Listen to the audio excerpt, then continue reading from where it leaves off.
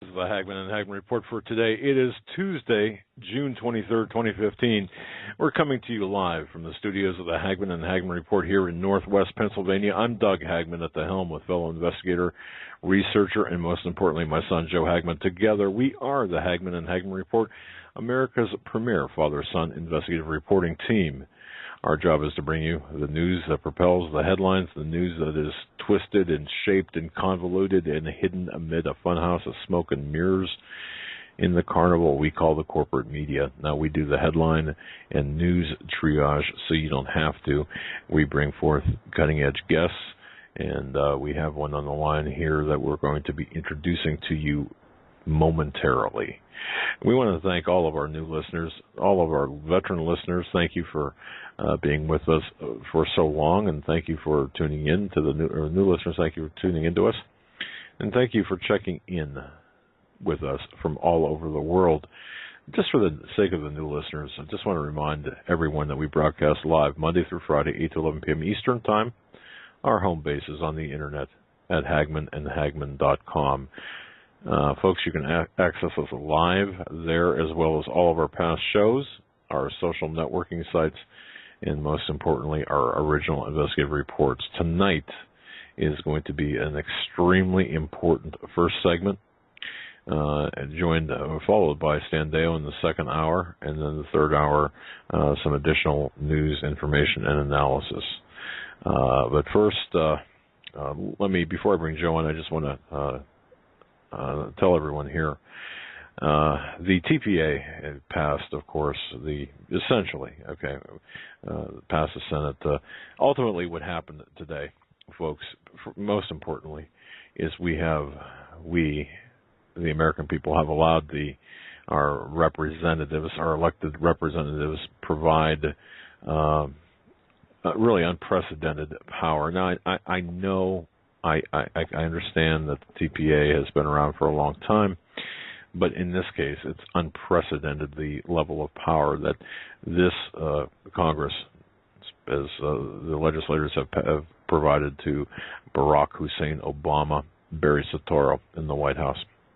It's really, today marks the official end of our national sovereignty, in my estimation, and the verification of this uniparty fascist state. And I'm sorry to say it, there's no other way of sugarcoating it. There's no way of sugarcoating it.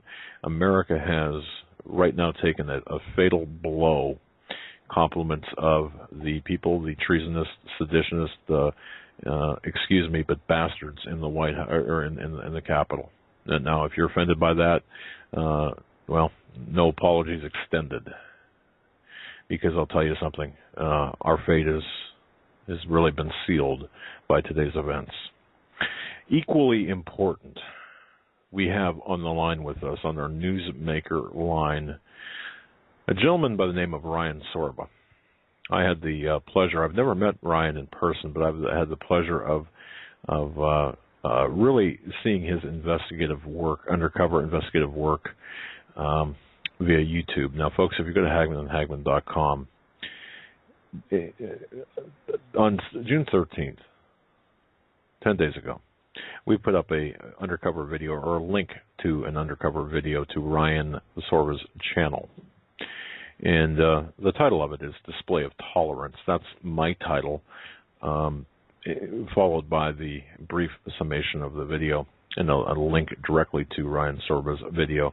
And I do suggest everyone, and I mean anyone listening to this in the sound of my voice, please go to Ryan Sorba's YouTube channel and subscribe. Look at the videos. Now, Ryan is an undercover investigator, if you will. He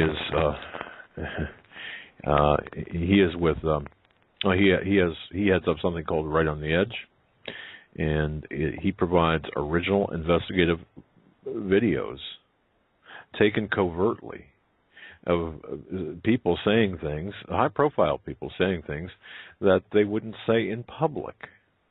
Go figure. For example, his last video published on June 12th, and we reported this on June 13th, Homosexual activists want to beat up Anthony Kennedy. Well, it actually is worse than that. The display of intolerance, the demonstration of intolerance, the lack of any type of intellectual, well, I shouldn't say lack, the huge dose of intellectual bankruptcy, moral bankruptcy, is on display for you. From people like Kathy Jorgensen, Democratic Central Committee Chairwoman and pro-homosexual activist in Kings County, California. You know, what she said on video is enough to anger, or it should be enough to anger everyone who watches it. But I got news for you, folks. You haven't seen anything yet. Ryan Sorba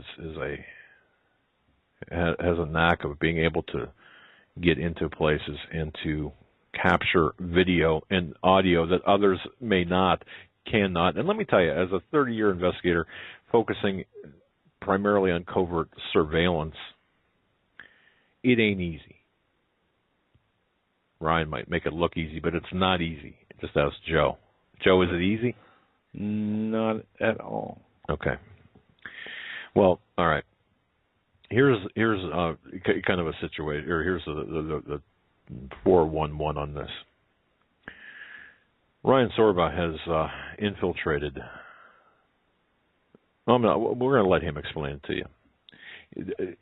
Within the next 24, 36, 48 hours, Mr. Sorba is going to provide a video or perhaps a couple of videos. He has videotape footage that once posted, once published, once made public, just might change the course of history of those involved. And that's not hyperbole, that's not overstating their case. If it's my understanding, what he has, once seen by the American people, will tell you exactly what the agenda, the homosexual agenda is. It's not pretty. It's ugly. It's incredibly sick, twisted, and everything that we said it was is now on videotape and audio tape. Joe, I'll bring you on first. It's been a busy day. Yeah, it has. Very busy. We've got a lot done. Got a lot we're working on. And Mr. Sorba coming on and was kind of last minute. It's a nice surprise. I'm going to let you bring him on because he was on the found.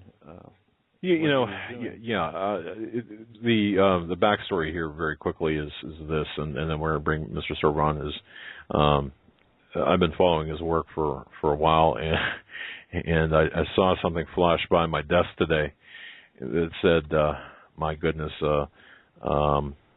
the undercover covert audio or covert video and audio taken by Mr. Sorba, it could change people's lives. Basically, I mean, I'm paraphrasing here, in terms of their ultimate, can we say jail time? I don't know. I doubt it, but yeah. Who knows? But certainly what it does is it exposes this dark, ugly agenda that people like Russ Dizdar, people like Greg Jackson, and others talk about, what's really going on behind the scenes. And we have to give him credit, because who else among us, who among us are out there putting their lives on the line and going in, infiltrating these groups and getting people to talk about what the real agenda is behind homosexual unions, what the real agenda is behind, I don't know, name something immoral, Well, he's got it. He's dead on, and he's a tenacious researcher, investigator. He's got some guts. With that, Mr. Sorba, anything I left out, please feel free to give us your background. I just had to get you on. We had to get you on because you've got a heck of a story to tell, and you've got a video coming out that's going to really create some waves. And I just wanted to give you the chance to come on our program and talk about it a little bit, and because I think everybody needs to see what's going on. Mr. Sorba, welcome to the Hagmann Hagmann Report. Thank you. Thank you for having me today. Just a little bit about myself. I started out as a college Republican and then moved on to the Leadership Institute. Formed one of the largest number of conservative clubs on college campuses in Massachusetts. After graduating from college, I served as the director of campus leadership at the Intercollegiate Studies Institute, ISI.org, one of the first conservative college think tanks and activist tanks in the nation. The first president was Bill Buckley. And then I moved home and worked for a couple of years for an organization called CFAC. And then for about 6 years, I've been doing undercover video work. I was part of the Acorn sting. It took down Acorn. And numerous other investigations. And when I heard that the United States Supreme Court was going to be taking up the marriage issue, I think I heard about it in January of this year or February, I began to, sit down and think about what I could do to try to impact the Supreme Court. And I basically came to the conclusion that the most effective mode of activism that I had ever seen that an individual could do that didn't have a lot of resources was this undercover video, and I was very good at it. So I came up with some scripts that I could run to try to come up with, to try to get the truth in front of the people who watch the videos. And the first thing that I came up with was, should Kagan and Ginsburg recuse themselves? And I got a whole bunch of people saying yes, but they weren't like politicians. And then in the process, these people started to open up, and I'd have more conversations with them. And the script that I began with began to morph into other scripts. For example, when I went to an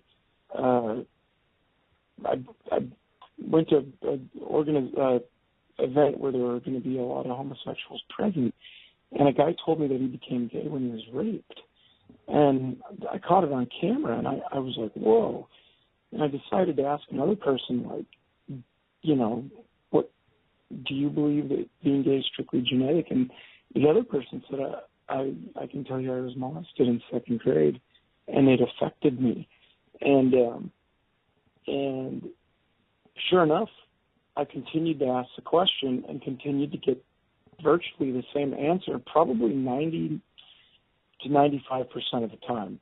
There were literally just not even a handful, maybe 4 people that one guy mentioned that he had horrible experiences with women, and basically everybody they were all molested. And then there were a couple of people that had horrible experiences with women, but unbelievably, like, they kept saying, I was molested. And then I began to get into the details of that. And I come to find out that it isn't just adults molesting kids. It's also teenagers molesting kids and kids molesting kids. So, and then I began to wonder, well, how are these kids learning how to molest other kids? And I came to find out through continued questioning and just putting things together that a kid will get molested, and then he will take that and teach it to the other kids and do it to the other kids. And then those kids can sometimes do it to other kids. And so it's almost like a zombie apocalypse of The Walking Dead, where if you get, bit by the zombie, you turn into one. And I just am asking questions in this tape. I mean, this sounds larger than life. This is what the people have told me, and I was shocked because I looked at it. I thought, bad relationship with the father might contribute, coupled with a weird temperament, or maybe girls do it for attention in college. People do it for power in prison. People do it for money in the porn industry. People do it for because their father was they identified with the mother and they were a male and they related to girls, but those are very rare cases. And I think there might be more associated with like gender identity disorder. But unbelievably, man, like every person that I talked to had been molested. Some of the quotes from the video, there's an old Hispanic man that looks like Santa Claus. And I go up to him and I said, I started conversation with him. And I asked him, I said, what's the youngest guy you ever got with when you were older? And he looked at me and shook his head once, 12. I said, how old were you? He said, I can't tell you because then I'd go to jail. And then the next guy, he about midway through the conversation, his quote, I feel bad. I feel really bad. I go, why? He goes, because I molested all those kids. And I'm just like... Why do you think these people open up to you? Is it the way that you approach them and talk to them? Why would somebody admit that? I mean, basically anybody can go and get them to say this. You just gotta. So I went to some gay bars, and people had a couple of beers, which allow in vino veritas and wine there's truth. So they're more willing to open up, A, because of that, and B, because I heard that they were all molested. I told them that I was molested. I said, when I was, I said, what was your first, I'm doing a survey, what's the next step for the gay rights movement? And they give me their answer, and that's just a fake leading question to get them to open up. And then I'd say, we've got another question, do you believe being gay is strictly genetic? And a lot of times they'd get like goofy-eyed, and I'd say, well, because I don't think so. I had an experience when I was 9 where something happened, and, basically I was molested. So I tell them first that I was, even though I wasn't. I'd heard that from them so many times, and they said, I was too. And I said, oh, really? Like, how old were you? 4, 5, 7, 8, whatever. And was that your first sexual experience? I'll say yes. And I'll say, who is it with? And one guy, my babysitter peed in my mouth. By peed in my mouth, he was referring to ejaculation. Another individual, my babysitter strapped me to the toilet and put tape over my mouth, and her son later on, she physically abused him, and her son sexually abused him. And it's endless. And once the people see this video, the cause and the reasons for the lies associated with the homosexual agenda are going to be crystal clear. They're lying about being born gay because it's easier than going around telling everybody that they were molested. That's A. B, they're wanting these Boy Scout initiations. They don't want to have therapy for minors. Why wouldn't they want therapy for minors? Because when minors go into therapy, they start to talk. What do they talk about? My babysitter peed in my mouth. My dad molested me. He told me he was a karate instructor. He asked me if I wanted a black belt, and I had to do this to get my black belt. And so these kids will tell on the child molester to the therapist. And so I truly believe this is the reason they want to pass these laws that you can't treat minors for same-sex attraction. And there's an old psychological American Psychiatric Association dictum that if your first sexual experience is a good one, it will be, you're likely to remain, sexually attracted to whatever that first experience was. And there's also another thing in molestation cases. It's in all the handbooks, professional handbooks, called imprinting. So we've all heard about imprinting with animals. The first thing it sees, it'll think it's its mother. Well, there's sexual imprinting in humans. And the gays told me about it. I've been researching this issue for a long time, but it wasn't until I went undercover and talked directly that I made leaps and bounds in my knowledge of this. Imprinting basically means that first sexual experience, if it is traumatic, will be imprinted in their subconscious or in their mind. And whenever something arises in their environment that triggers some aspect of that imprint, it will bring back all the associations. So it'll bring back the sexual aspect of the molestation, and it'll get triggered, and that can lead to same-sex attraction disorder, SSAD, SAD, which is the opposite of gay, which means happy, later on in life. Right. And so a lot of these people have been imprinted on. And then I read a letter by Martin Luther King when I found all the gay racist stuff. And he said a kid wrote a letter into Ebony magazine, and question and answer thing, and Martin Luther King responded, what you have going on is not genetic or predetermined, but culturally inherited.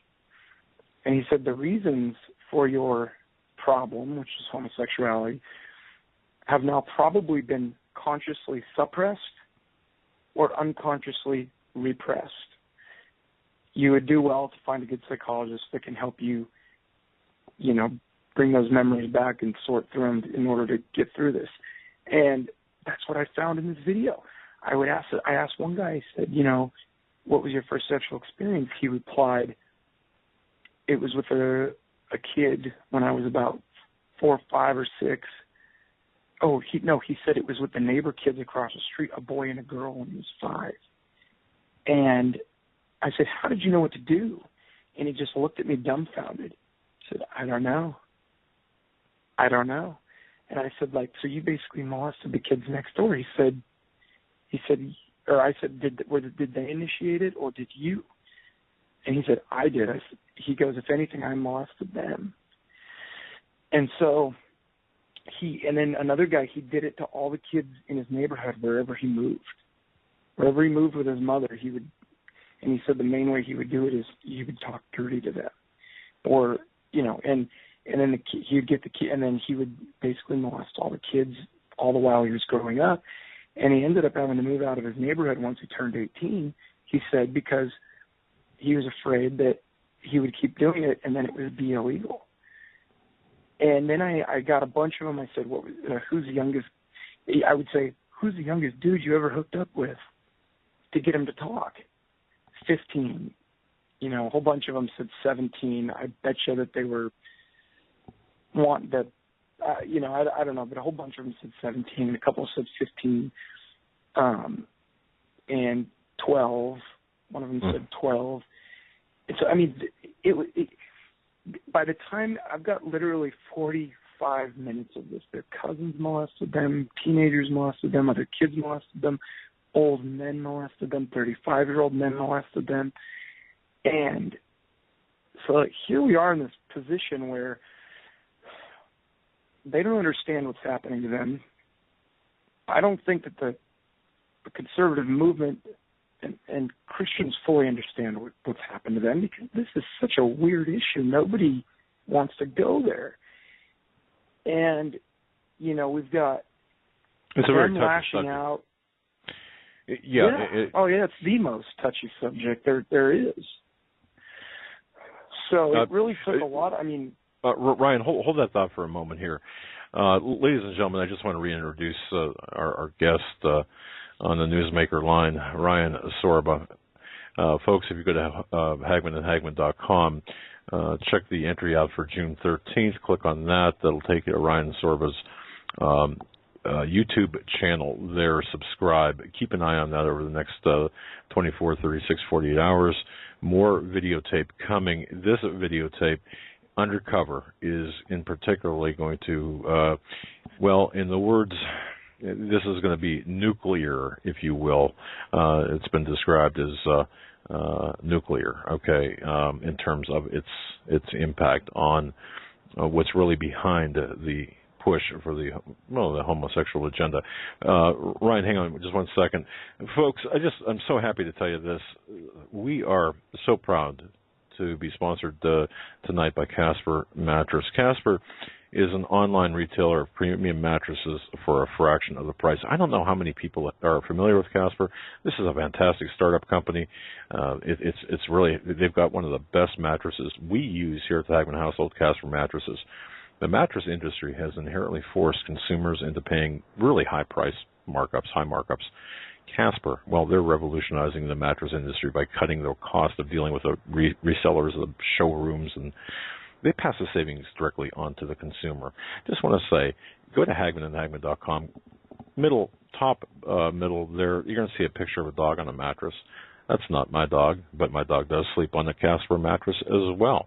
Click on that. It'll take you to our own special world of Casper mattress. There. Oh, go shopping. More on this later, but that's broadcast.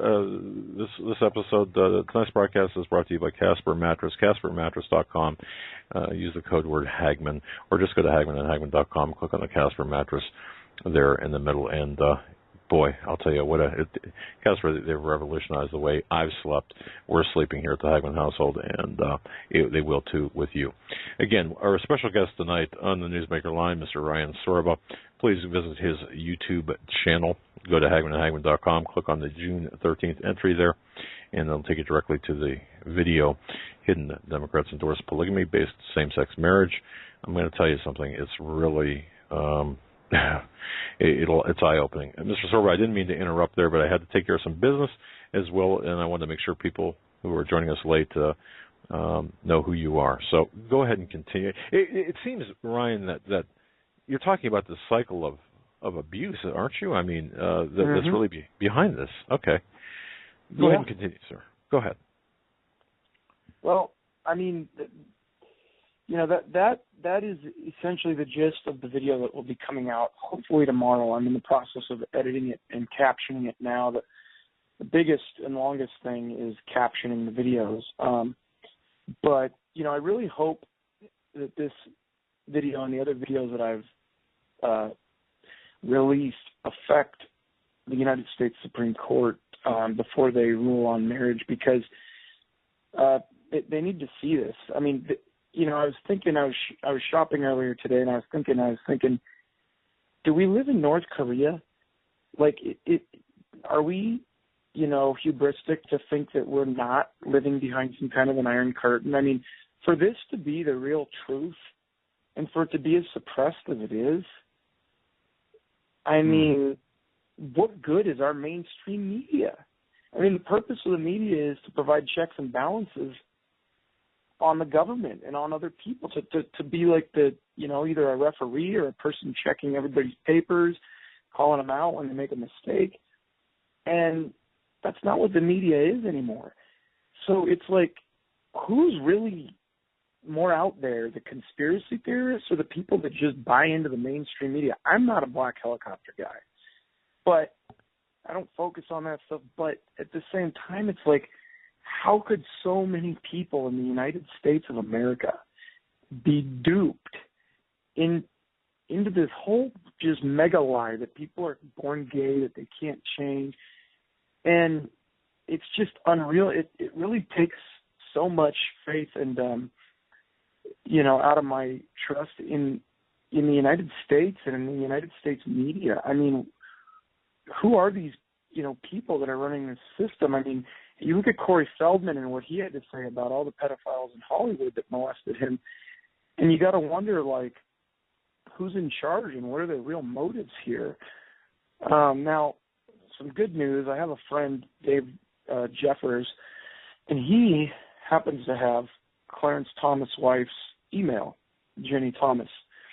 And when I released one of my videos, he replied that he had forwarded it to her and that she had acknowledged that she had received it.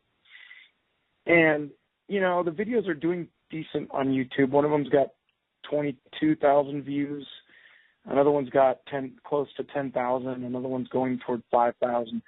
But, they don't have 400,000 or 500,000. They're not moving toward 1 million anytime soon.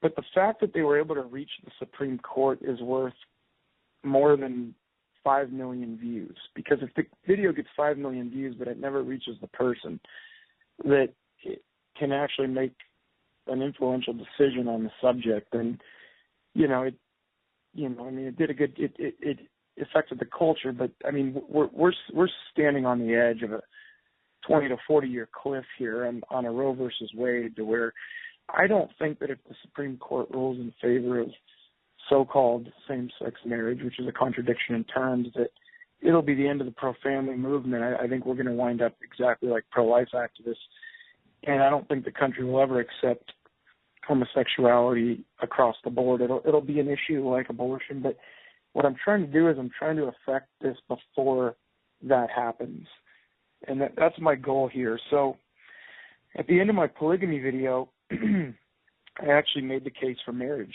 and it's boring. It's boring to listen to the case for marriage because it's not sound bites. It's not sloganeering. It's not fun. It's work. It's like math. It's actual reason and logic.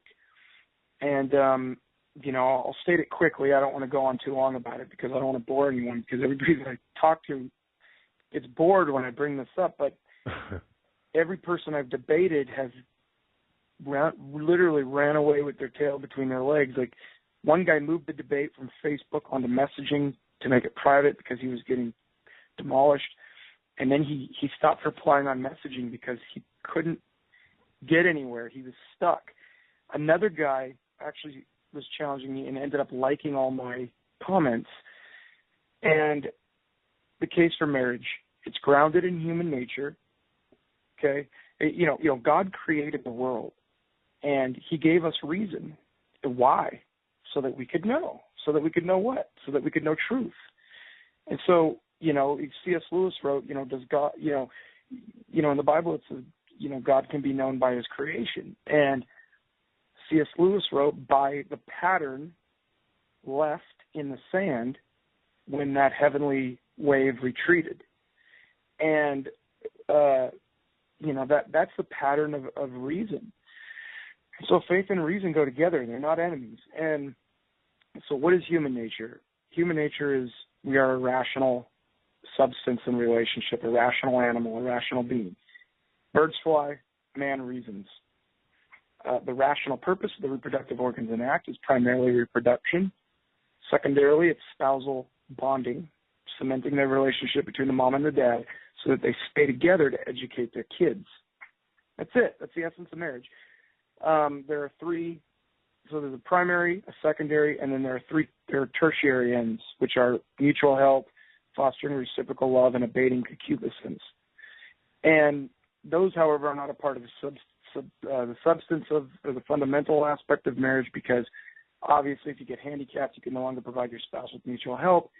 If emotions wax and wane, and abating concupiscence, again, if you get handicapped and you can no longer, have sex together, that doesn't mean you're not married, obviously. Nobody would accept that. It's not even rational to do so. So those things aren't part of the fundamental essence of marriage, but they are present in a fully actualized marriage. If they're not present, the marriage is deficient in its tertiary ends. But if you have a kid and you stay together and raise it and educate it, that's marriage. And old birds have to teach, old birds, help young birds learn to fly. Men instill manhood into men. Women instill womanhood into women. Humans instill humanity into humans. The only thing that the other side brings up in response to this is, what about infertile couples? They can't have kids, so should they not be able to marry because gays can't marry? The answer is that rebuttal has been overcome. Infertility is like blindness.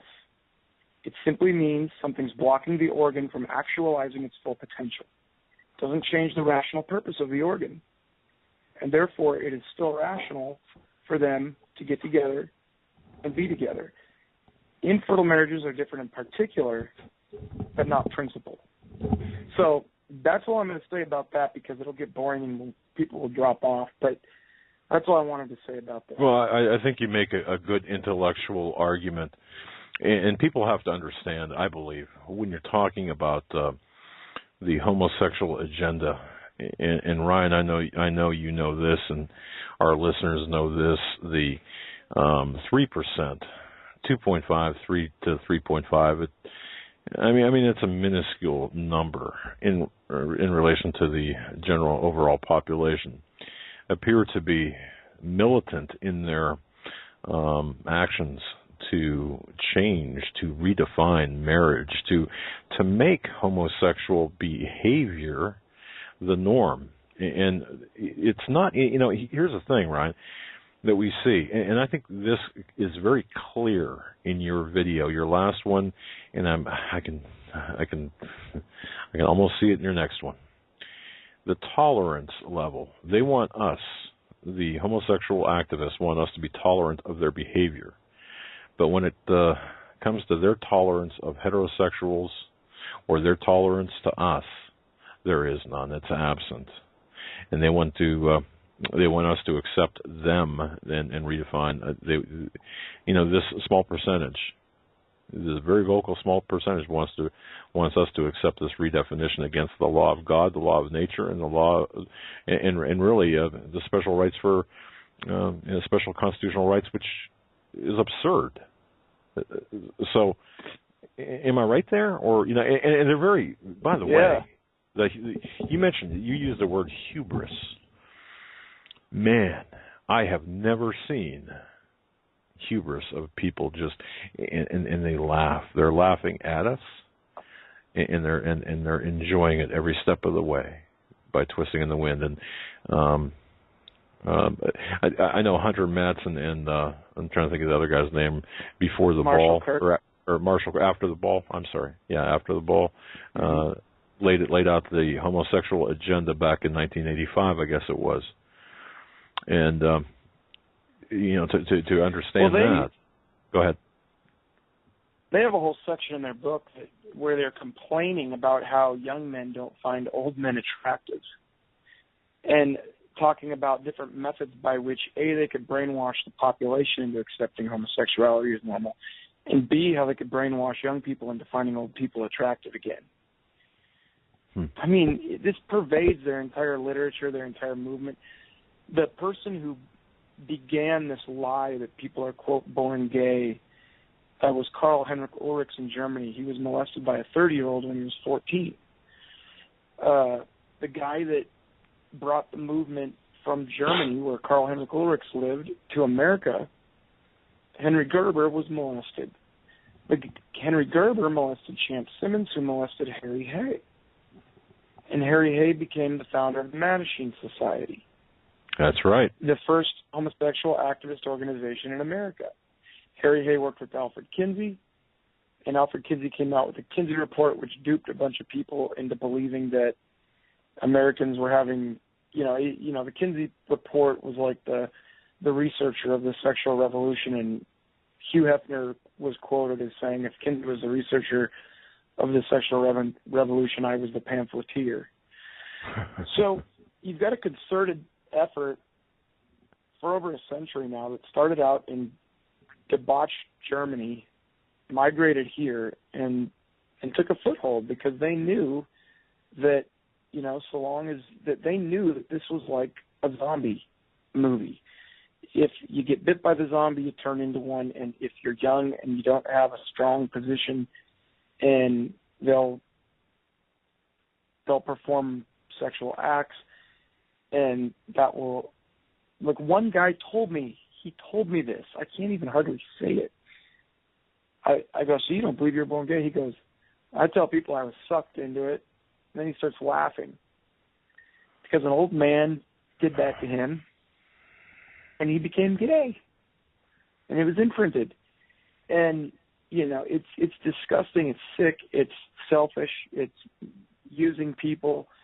It's destroying their lives. I mean, these people are like, I've been to a lot of counseling now for what happened to me, but now I'm finally over it. And I'm sitting here thinking, no, you're not. You're sitting here in a gay bar. Your entire purpose in life, your entire possibility for ever having a wife, forever having kids has been destroyed by this person who, what Peter LaBarba says, an older man who chose their homosexuality for them, or a teenager who molested them chose their sexual orientation for them, or another kid their own age that didn't know what it was doing.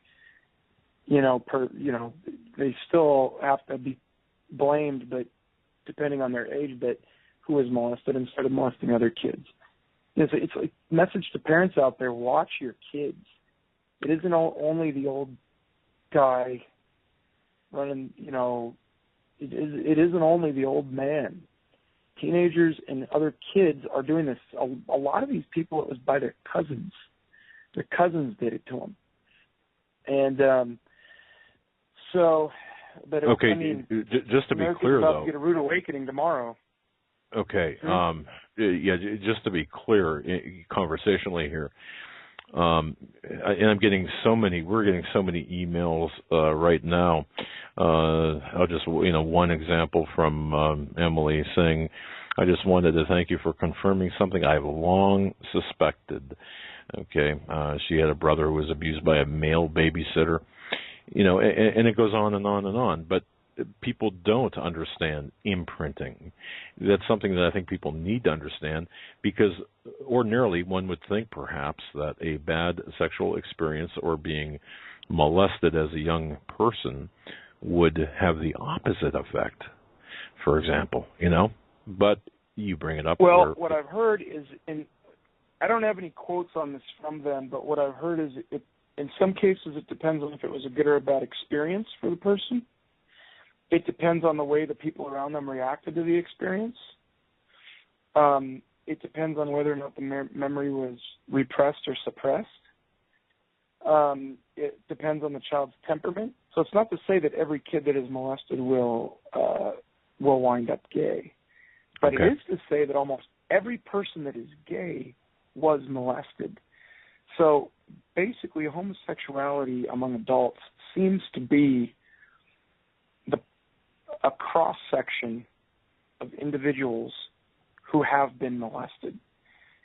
So that's essentially, it's the way that molestation impacts one cross-section of individuals who were molested. All right. Ryan, I don't want to cut you short here. I know we're kind of waning out of time here. We only have about 15 minutes left of this hour, but I really want to talk about your video that's upcoming. People really need to see what you have uncovered covertly. I cannot stress this enough. I think this is eye-opening. Just so I understand this, there are admissions by people on camera, covertly, surreptitiously taken by you, who admit being child molesters. Is that a fair statement? Yes. And I got the city one of them lives in and the name, and I'm going through the footage now looking for the names of the others. And one guy, he says, "Here, I'll play you a clip of the audio right now." And I'm not sure how well it'll come in, but it's a sneak peek. Let me make sure the volume's up. Volume's at 68. Here, I'll push play.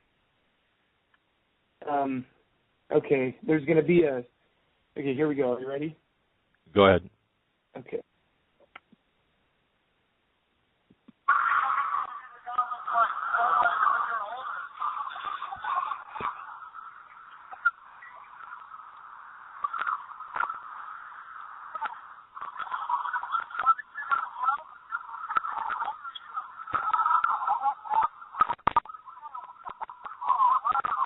Here's one clip. Here comes three more clips. They're just rapid. Do you have time or no?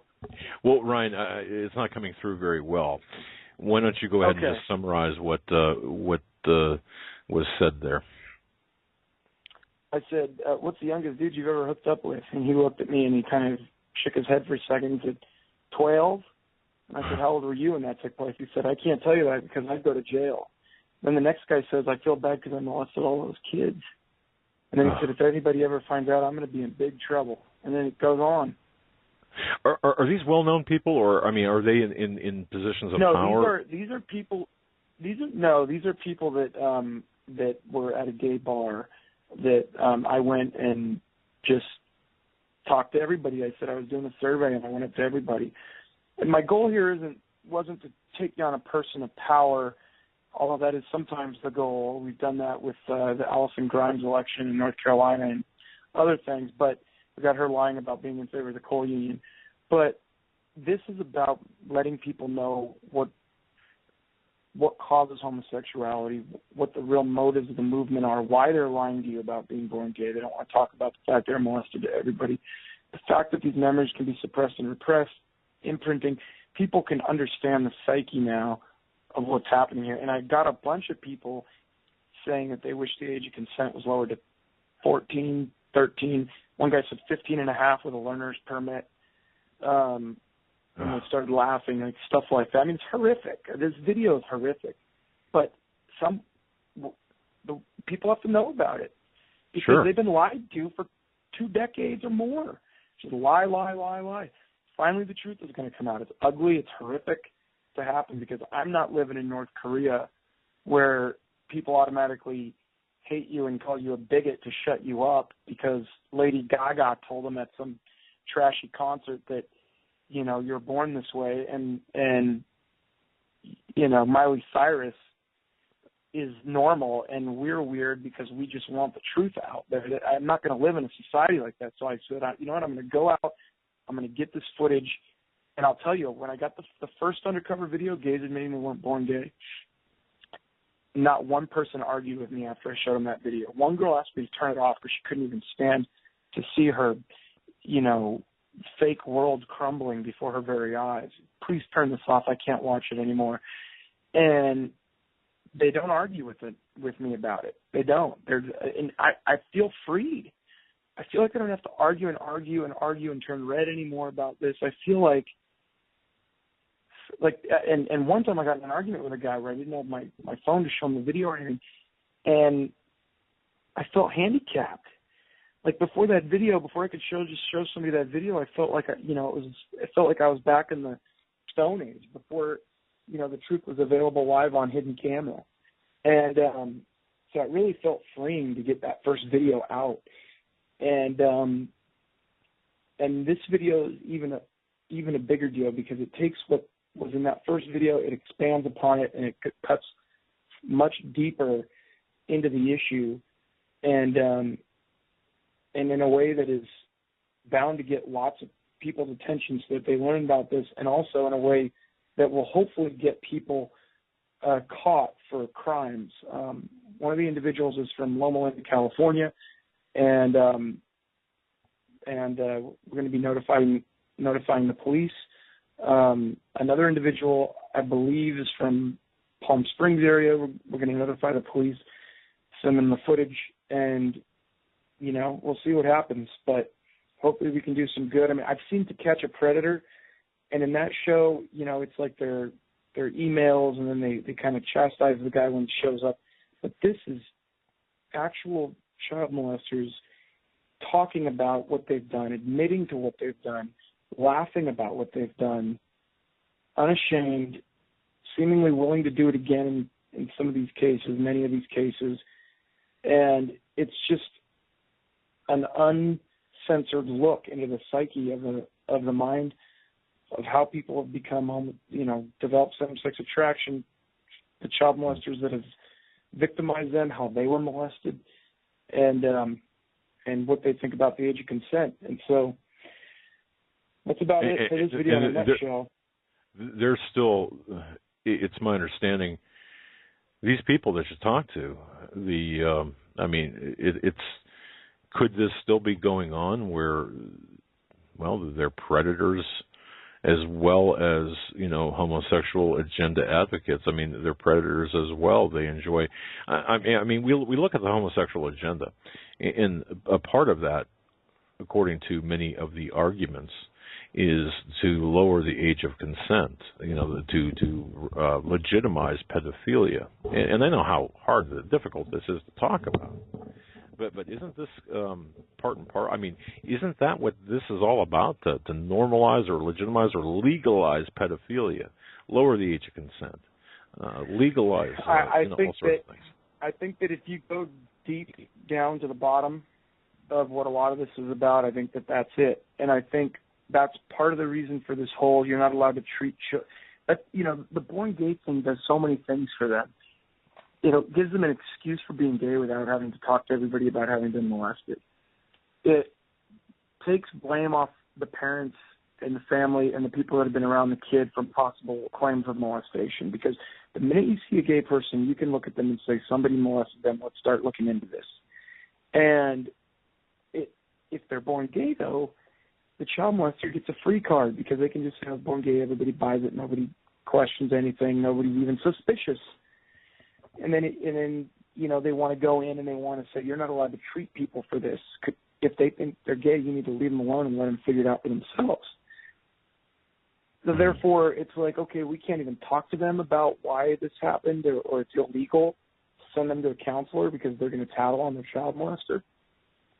You know, and if you look at like gay marriage, like, these people that have developed a gay identity have open infected wounds.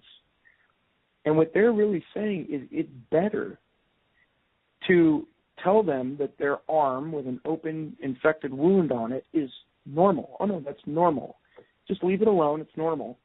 Rather than to, you know, pour out, you know, kill the bacteria, stitch it up.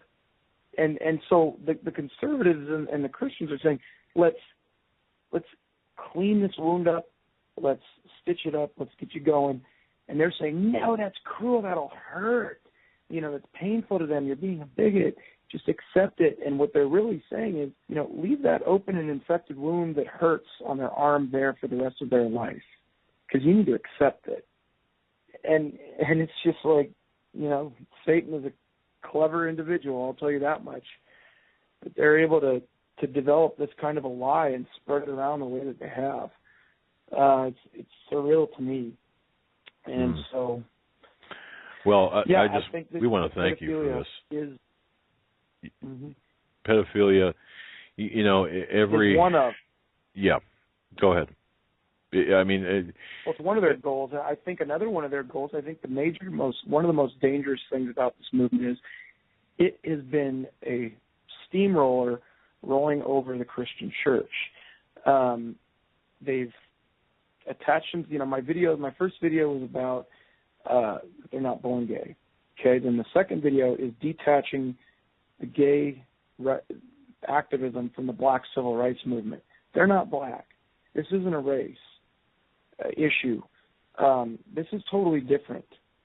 So the second video is, and then they want to call you racist, bigot, anti-gay. I said, okay, call me racist now that I'm the one sitting here defending, you know, being normal against Democrat and gay racists. So you're going to call me a racist? Guess what? I'm going to throw this back in your face every time because I'm not a racist.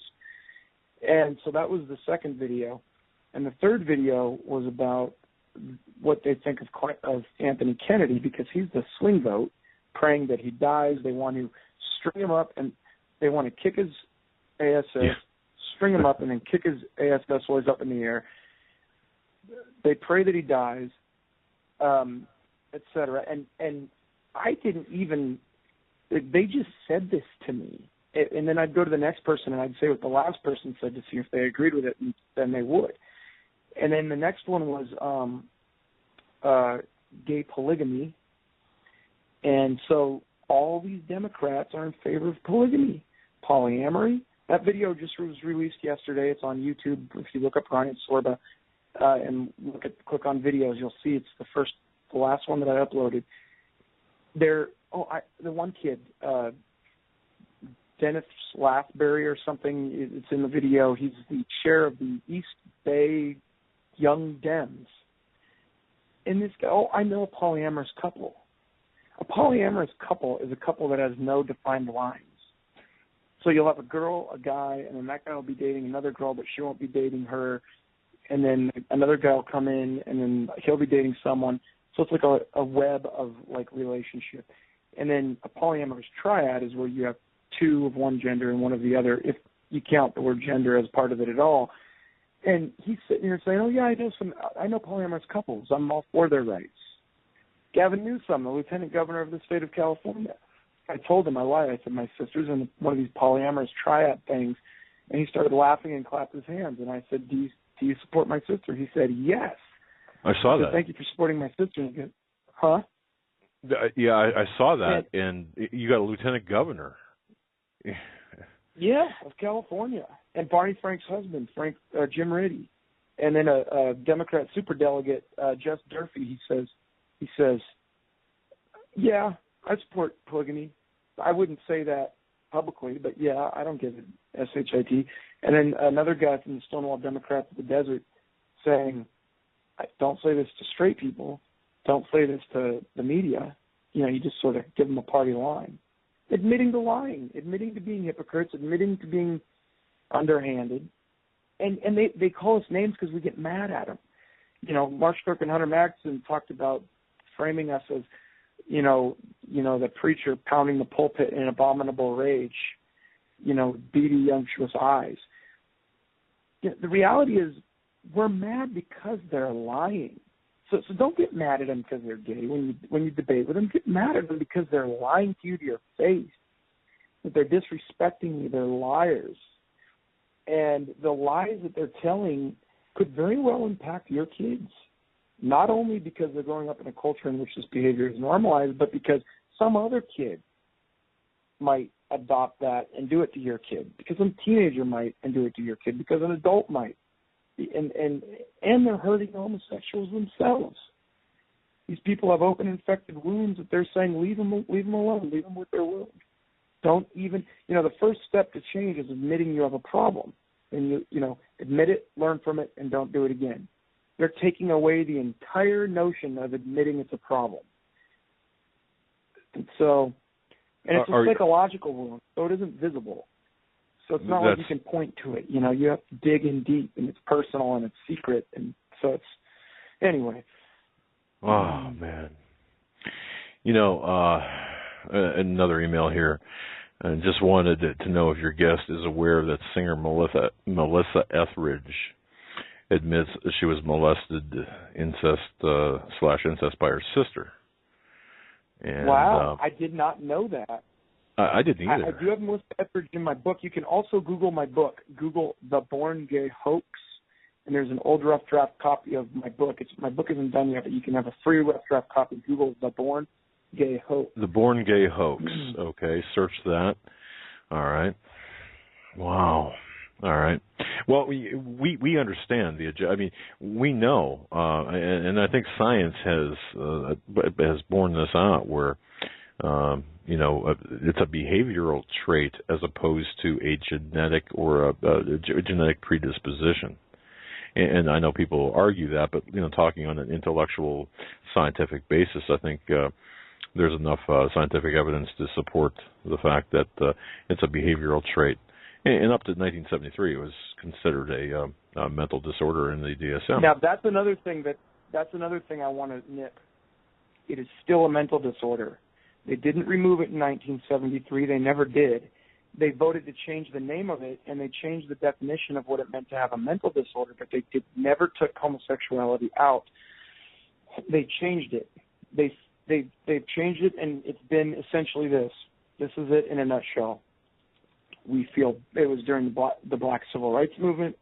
Right after that, it was during the Vietnam War protests that they were lobbying the APA, and they had a lot of energy because of those other things that were going on in society. And the leaders of the APA couldn't deal with the constant protests. They were jumping on their cars. They were threatening to beat them up. They were sending them death threats. They're like, look, we're nerdy psychiatrists. What are we supposed to do? We got these crazy gay people running around, acting screwy. We don't know what to do. They said, look, do this. You feel bad for them because they can't get a job because they're mentally diseased. Now, they've acquired this mental disease. Help them get a job. Take it out as a mental disorder. Okay? But, wink, wink, leave it in so that they can get treatment. So what they did was, right now it's in the DSM, it's called sexual orientation not otherwise specified. That's the clunky phrase for homosexuality. It's for anyone who struggles with homosexuality that wants help.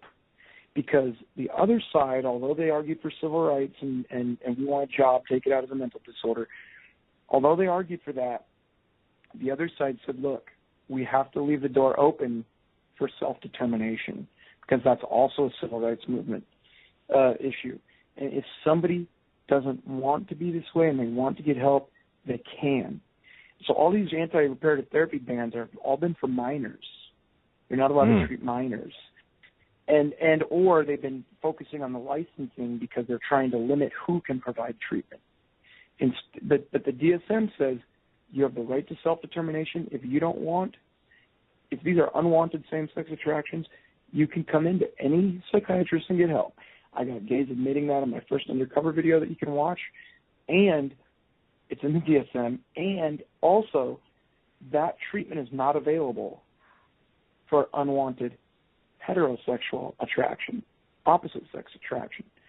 So here we have sexual orientation not otherwise specified that's sitting there today, and our whole movement has bought into this lie that they took it out as a mental disorder.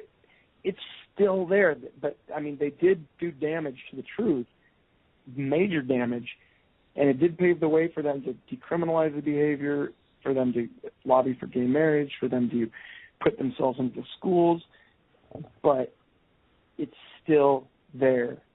Okay. It was a sleight Thank you of hand. for that. Yeah. Thanks for that clarification. And do you, one last question here as we're up against the top of the hour. Did you include that in your book, The Born Gay Hoax? Yes. Okay. I'm not sure if it was in the earlier draft, but it is the whole APA chapter now in the version is about that, about how look it's still here, but here's how they keep changing the name to make it not appear as though it's there, because the debates they had all through the 70s, 80s, and 90s were, what do we call it? They kept, here we go, this Estonic homosexuality. They kept changing the name, and the gays just wanted the word homosexuality out of there. That was their compromise. Get the word homosexuality out, call it anything else, and we'll both move along peacefully on our way. Wow. That was a big debate. Mm-hmm.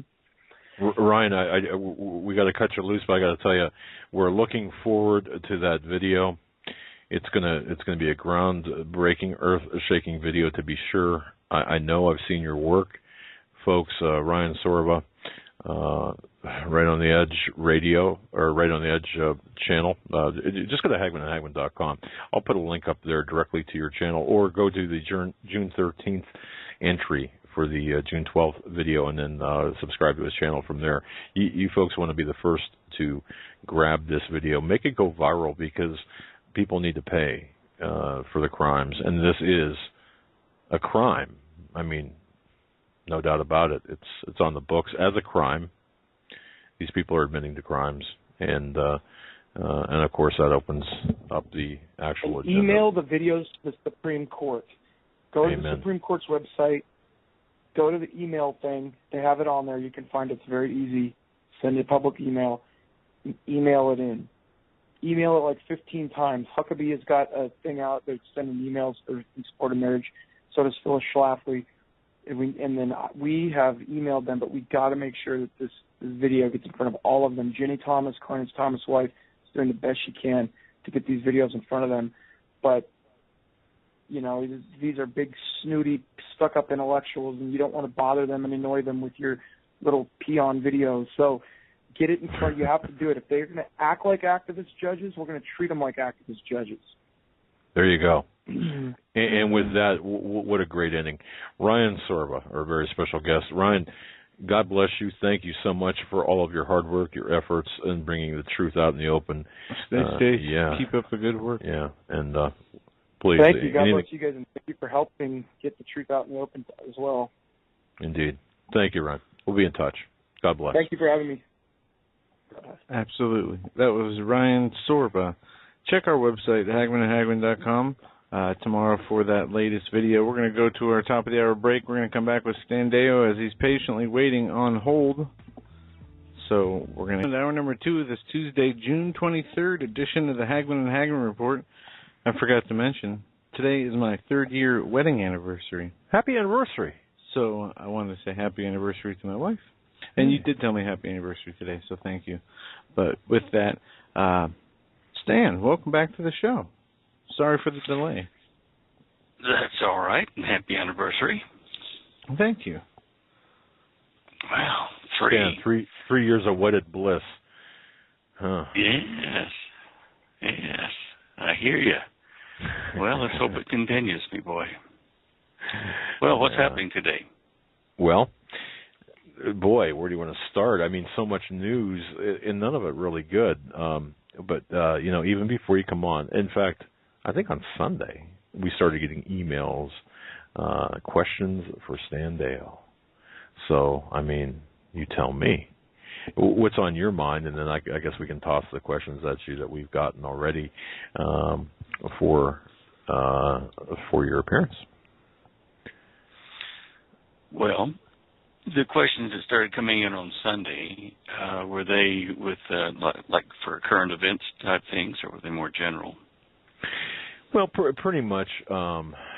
Let's see here. Fukushima questions. There you go. Some South Carolina questions. Planet X. Yeah. Okay. Let's leave those a bit later then. As you say, there are a number of things of interest. One of the things that's really got my attention at the moment is the sun.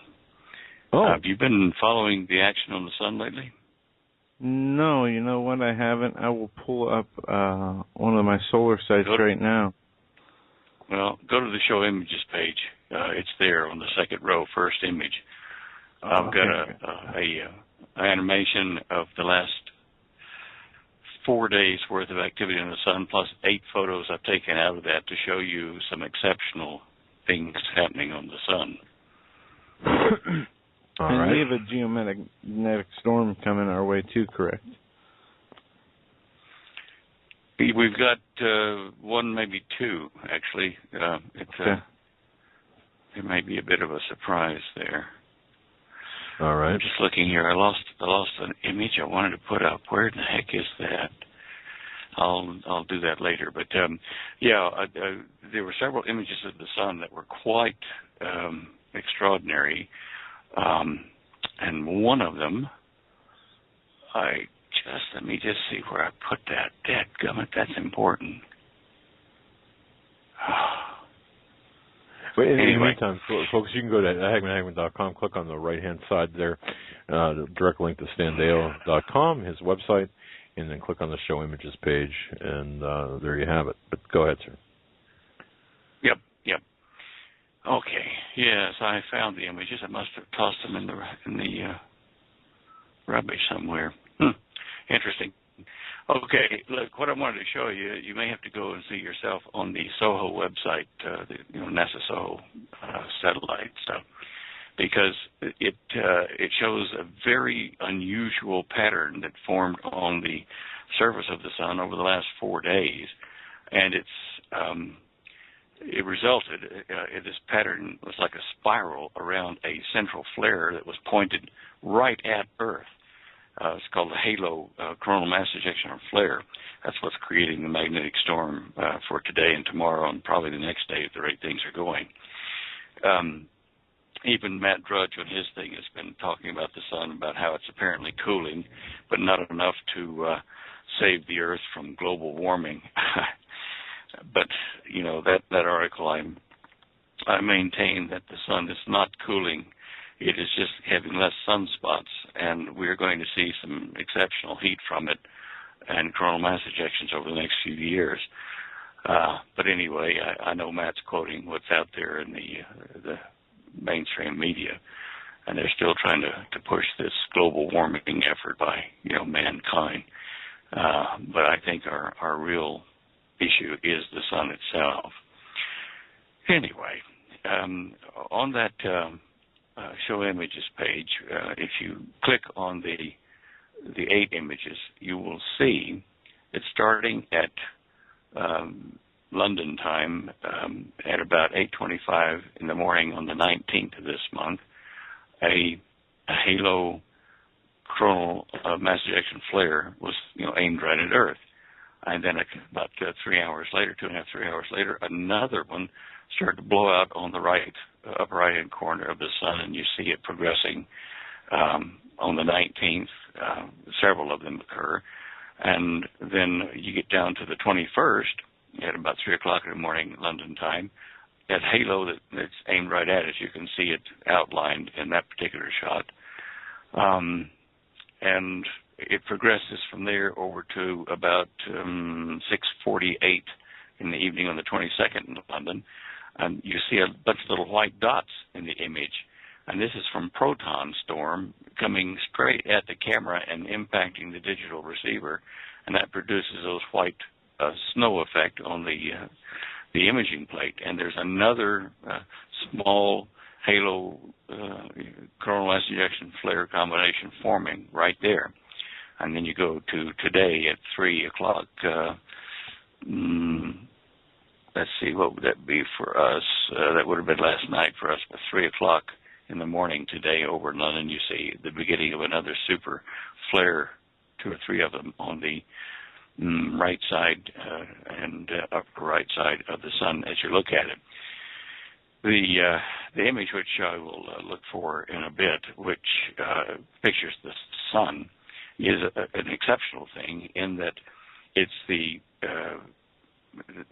picture of the sun, the whole sun, that shows the magnetic filaments that produce these coronal mass ejections or these solar flares. And over the last 4 days, that has really done something strange. The image looks like, at first it was like boomerangs, if you wish, dark boomerangs, which are filaments on the surface of the sun with the point of the boomerang pointing to your right. And there were 3 of these right centered on the equator, spaced apart. And as the sun turned into today and yesterday, those spirals went on around, but connected to them was what was pointed at us, was like a Catherine wheel, like a spinning sparkler wheel of about 3 or 4 of those filaments centered around the coronal mass ejection and flare that aimed right at us. Now, something is weird on the sun. You just don't see that very often. I'm looking right at the image now, and it's indicating to me that the sun is undergoing a major change in its nuclear chemistry. I don't think that we're going to see a lot of sunspots, but we're certainly going to see a lot of flares, and we're seeing it right now. I don't need to say going to. We're seeing it right now. Oh, boy.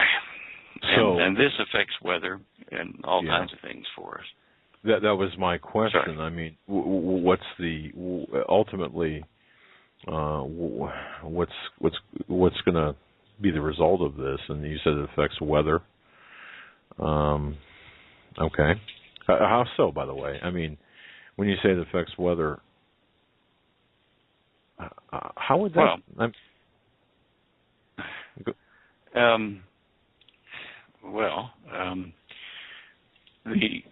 The radiation that comes out of the sun in various spectral bands, like ultraviolet A, B, and C, can have harmful effects on plant life and on skin tissue. The UVA would get along with, and B, if you wear clothing properly and sunblocker, that's pretty safe, unless the ozone layer is thinning, which of course it is because the magnetic field of the Earth is weakening. So, but ultraviolet C bandwidth kills plants in addition to humans, and we don't want to see increases in that getting through our ozone layer. But the energy coming from the sun, normally we were shielded from a lot of it. Now then it's getting through our ionosphere, our ozone layer shield. It's causing animal life, marine life, to absorb these new frequencies in ultraviolet, and as part of their metabolism, they absorb this and convert it to infrared, which is heat. And so our oceans are heating up due to the absorption of these ultraviolet bands. They're new ones that have been coming from the sun since 1992 and increasing in intensity and the range of the bandwidth. Now, so how does the sun affect this? Well, it drives everything here in our weather. It drives electric fields. It drives, the north-south magnetic pole. Since our north and south poles are weakening and starting to enter the reverse or, the flip-flop state, they are very susceptible to changes in the magnetic field from the sun. And these filaments and these flares that we're seeing are causing magnetic field interruptions to Earth's magnetic field. In fact, there's one little hole in our magnetic field that actually is a filament attached to the sun, and variations in the sun's magnetic field can just punch right down into our core of the planet and accelerate the pole reversal and other storm effects because the flow of electricity into the surface of the Earth, the telluric currents, do affect thunderstorms and the direction and intensity of them. So this is the one of the major ways, or a couple of major ways, that the activity of the sun directly affects us. Now, if the sun goes cold and doesn't give us the radiation that it's been giving, that can cause a mini ice age, like happened in the Maunder minimum in the early to mid 1600s, where the Thames River in London froze solid for several years, so much so that they were holding merchant bazaars and sales and stuff on the ice year-round, and that's cold. Now, Drudge Report does say that we're entering a cold period, but I think that they're going to have to say it's a cold period punctuated by brilliant bursts of energy from the sun, so intense that it will catch fire to green trees and grass when it hits the Earth. It won't be all over the Earth. I think it'll be on one side of the Earth when these eruptions or these punctuated events occur. But, it's something that we need to be very aware of. And, that's it. I mean, this was not, Stan, I mean, it sounds like you did not see this coming necessarily. I mean, that's not to say, I mean, you can't, it's impossible to predict solar activity, right? Like this, of this caliber? No, I've been telling you it's going to get worse, relating it to biblical prophecy, because I know that that's going to happen. The Hopi tell about it, the Book of Revelation tells about it. I'll tell you now, it's going to get worse, and our climate this year, which is being majorly affected by the El Nino, which is an exceptional thing this year. It's just gone further up the coast into Alaska and into British Columbia and off the California coast. And then we've got increased rainfall and flooding going east of the Rockies, all the way to New York. So I think this will get worse, and I think we'll see what I've dubbed as landicanes, in addition to the numerous tornadoes that we're seeing occur right now, that we will see straight line fronts of horrific hurricane force winds sweeping across, probably in the Middle Plains region, going over toward the Great Lakes and New York, upstate New York, and up into Maine, perhaps.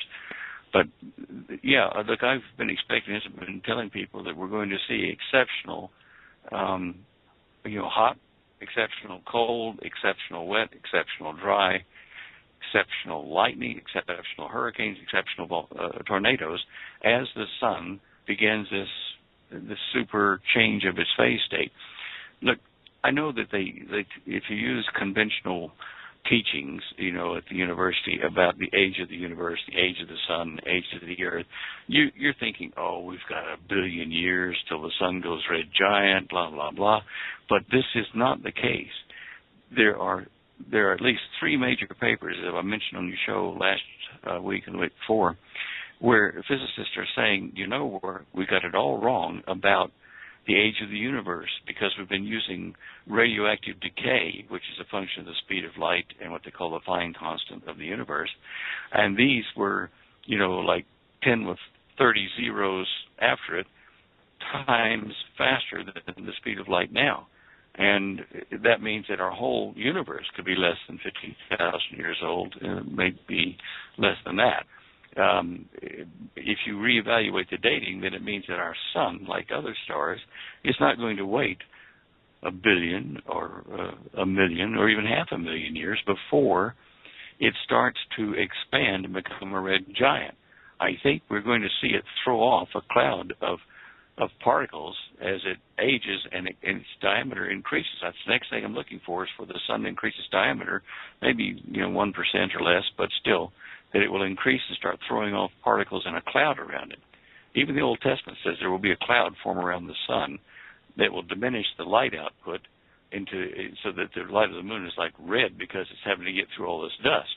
And that will cause some of the cooling, but then the light of the sun in probably the ultraviolet range is going to be 7 times brighter than it is on a normal day for a short period of time, and that's what's going to cook one side of the planet when it's facing it. When that occurs, it's like a flare coming off of it. So we're not safe. People should not sit back and think, oh well, the sun will be there forever and ever. It was there yesterday and 100 years before that, and 1,000 before that, so it'll be there tomorrow the same way. It won't change. But that's not the case. Entropy, energy, things running down, the universe expanding, stars expanding, planets expanding as they slow down their spin around their axes. And this is the thing that's going to cause the sun to malfunction greatly ahead of what traditional physics says it does or it will. Anyway, yeah. Wow. Pretty heavy duty. I mean, just thinking about it. Well, it's just saying that prophecy is, believe it, it's going to get very, very busy with the sun, and it will be a big driver in what happens on the earth. That's all. Well, we're already seeing some pretty unusual weather activity. I mean, it's the extremes, I suppose. One thing I've noticed, and our summers certainly, I don't know. It just, everything seems to be in upheaval, I suppose. But my goodness. All right. On that happy note, he said. Yeah, really. The earthquake activity on the planet, we've seen a couple of interesting earthquakes in the last week. We've seen a 6.9 over in Japan just in the last couple of days, and a Richter 7 over in the mid-Atlantic ridge between Argentina and South Africa. You can see that if you click that image on our show page there, show images page, which shows the earthquakes globally from the 17th to the 23rd of June. And if you look at the United States, basically everything there is kind of normal for the last 7 days. I don't see any exceptional activity there in the Juan de Fuca Plate. Normal activity in Oklahoma City, well, normal for the new normal for Oklahoma City. And so earthquake-wise, I think at the moment we're in a quiet zone, which means it's probably building up for a surprise in the next week or two. Wow. Interesting stuff, though. Now, on there are a couple of things that I want to talk about on the Ceres, this miniature planet they found in the asteroid belt. People have been talking about the white spot on it and everything, but the newest thing that's come into discussion is what's called the pyramid of Ceres, or the cone structure, the mystery cone on Ceres, and you can see that if you click on that image. I've enlarged it to show this mysterious circular cone popping up out of the surface of Ceres. Now I think, and certainly I could be proven wrong this later, but I think that's not like intelligently made. I think what happened, if you'll look just to the edge of that cone, kind of northwest of it, you'll see a crater about the same size as that cone. And it's a crater that was made at an angle. You can see that the wall furthest from the cone is deeper than the wall at the edge of the cone. And what I think happened was there was a meteor impact, came down at an angle and bounced off the subsurface, came back up, formed the cone, but didn't break free. So you see what I'm saying? Like a hook, as it came back and it pushed up the surface to form that cone. And the reason I think that is obviously from the structure of the crater that's to the northwest of it being eccentric, low on one side, high on the other, as though it were aimed right at that cone. But the cone itself has a lot of that white material that we're seeing that is ejected on other craters. So it's been pushed up from the subsurface there, which is why I think that's what's happened. And it's not, any great mystery as far as some civilization building a cone that's that big. But anyway, that was... how big would... I'm just curious. How big are we talking about? Would that be like the size of the state of New Jersey? Or, I mean, I'm just... maybe it's irrelevant, but I was just curious if you knew that. I knew you were going to ask that. I did know. I think it was a few kilometers and maybe a couple miles high, something like that. But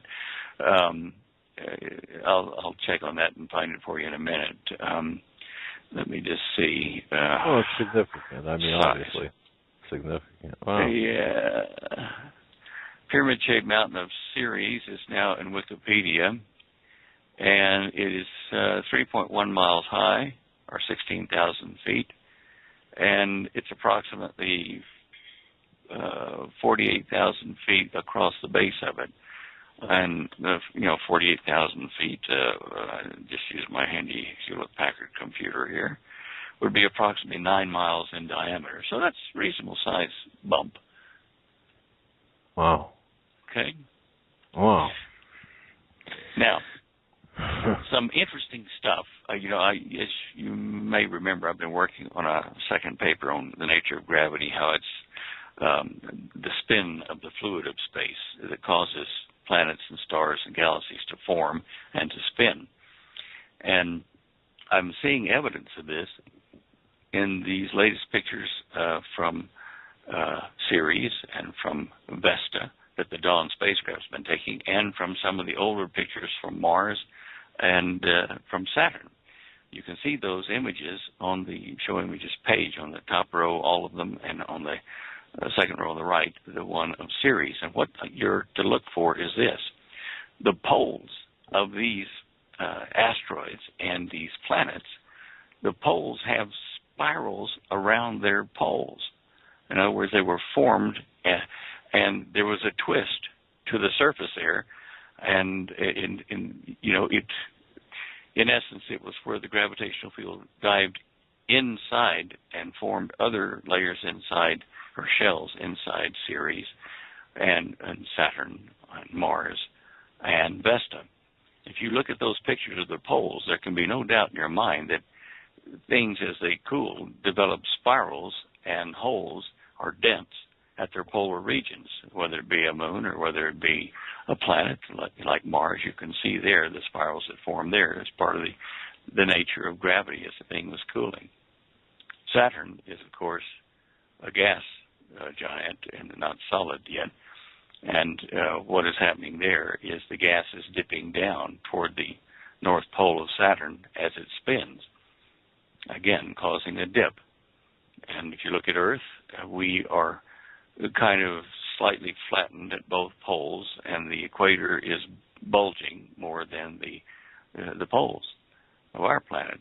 So I'm just showing you this to keep you up to date with, the work I'm doing on the nature of gravity and how things age and planets expand. And, that was part of the stuff I was researching when I kind of stumbled onto the location of the Garden of Eden when I was putting the continents back together. Anyway, good fun for that. I can say this: as we age, gravity is not our friend, right? But and that goes for planets too. Yeah, I understand that. Looking at Vesta and looking at Mars in particular, it almost looks like there's a counterclockwise. Maybe it's just me, like not a movement, but a counterclockwise bias to these poles. Does that mean anything, or am I just seeing monkeys? Well, that's an interesting.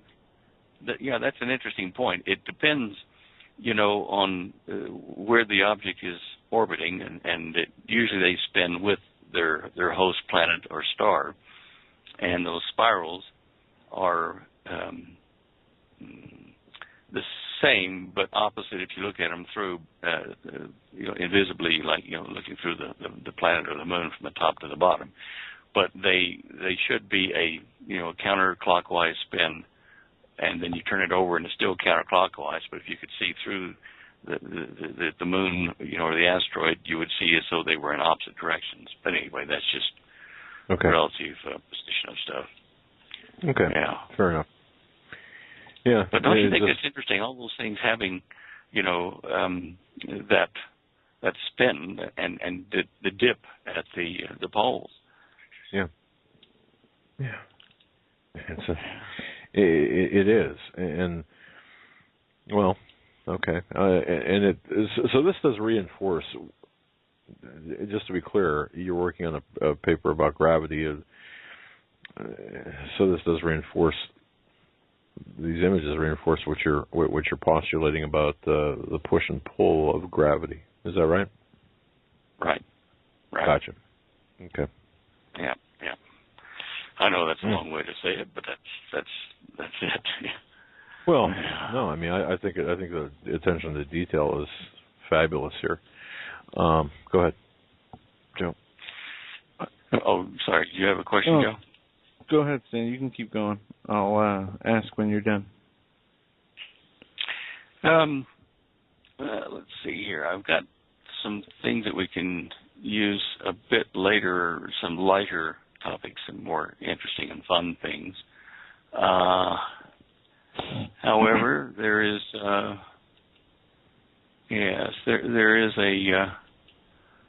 an increase in sinkholes across the United States and in some other countries. With all the extra flooding, more sinkholes are appearing.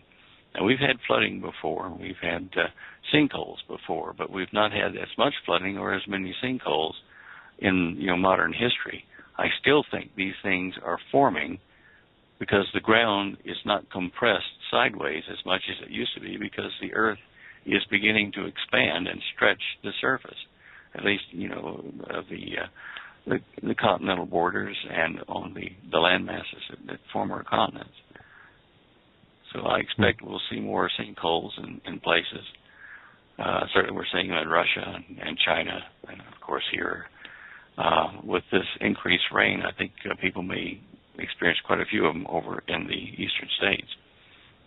Hey, I was reading something here about Samsung company, TVs and all that kind of stuff. They make road train trucks, long-haul trucks to carry goods back and forth. And they have just started testing a safety truck they're making in Argentina.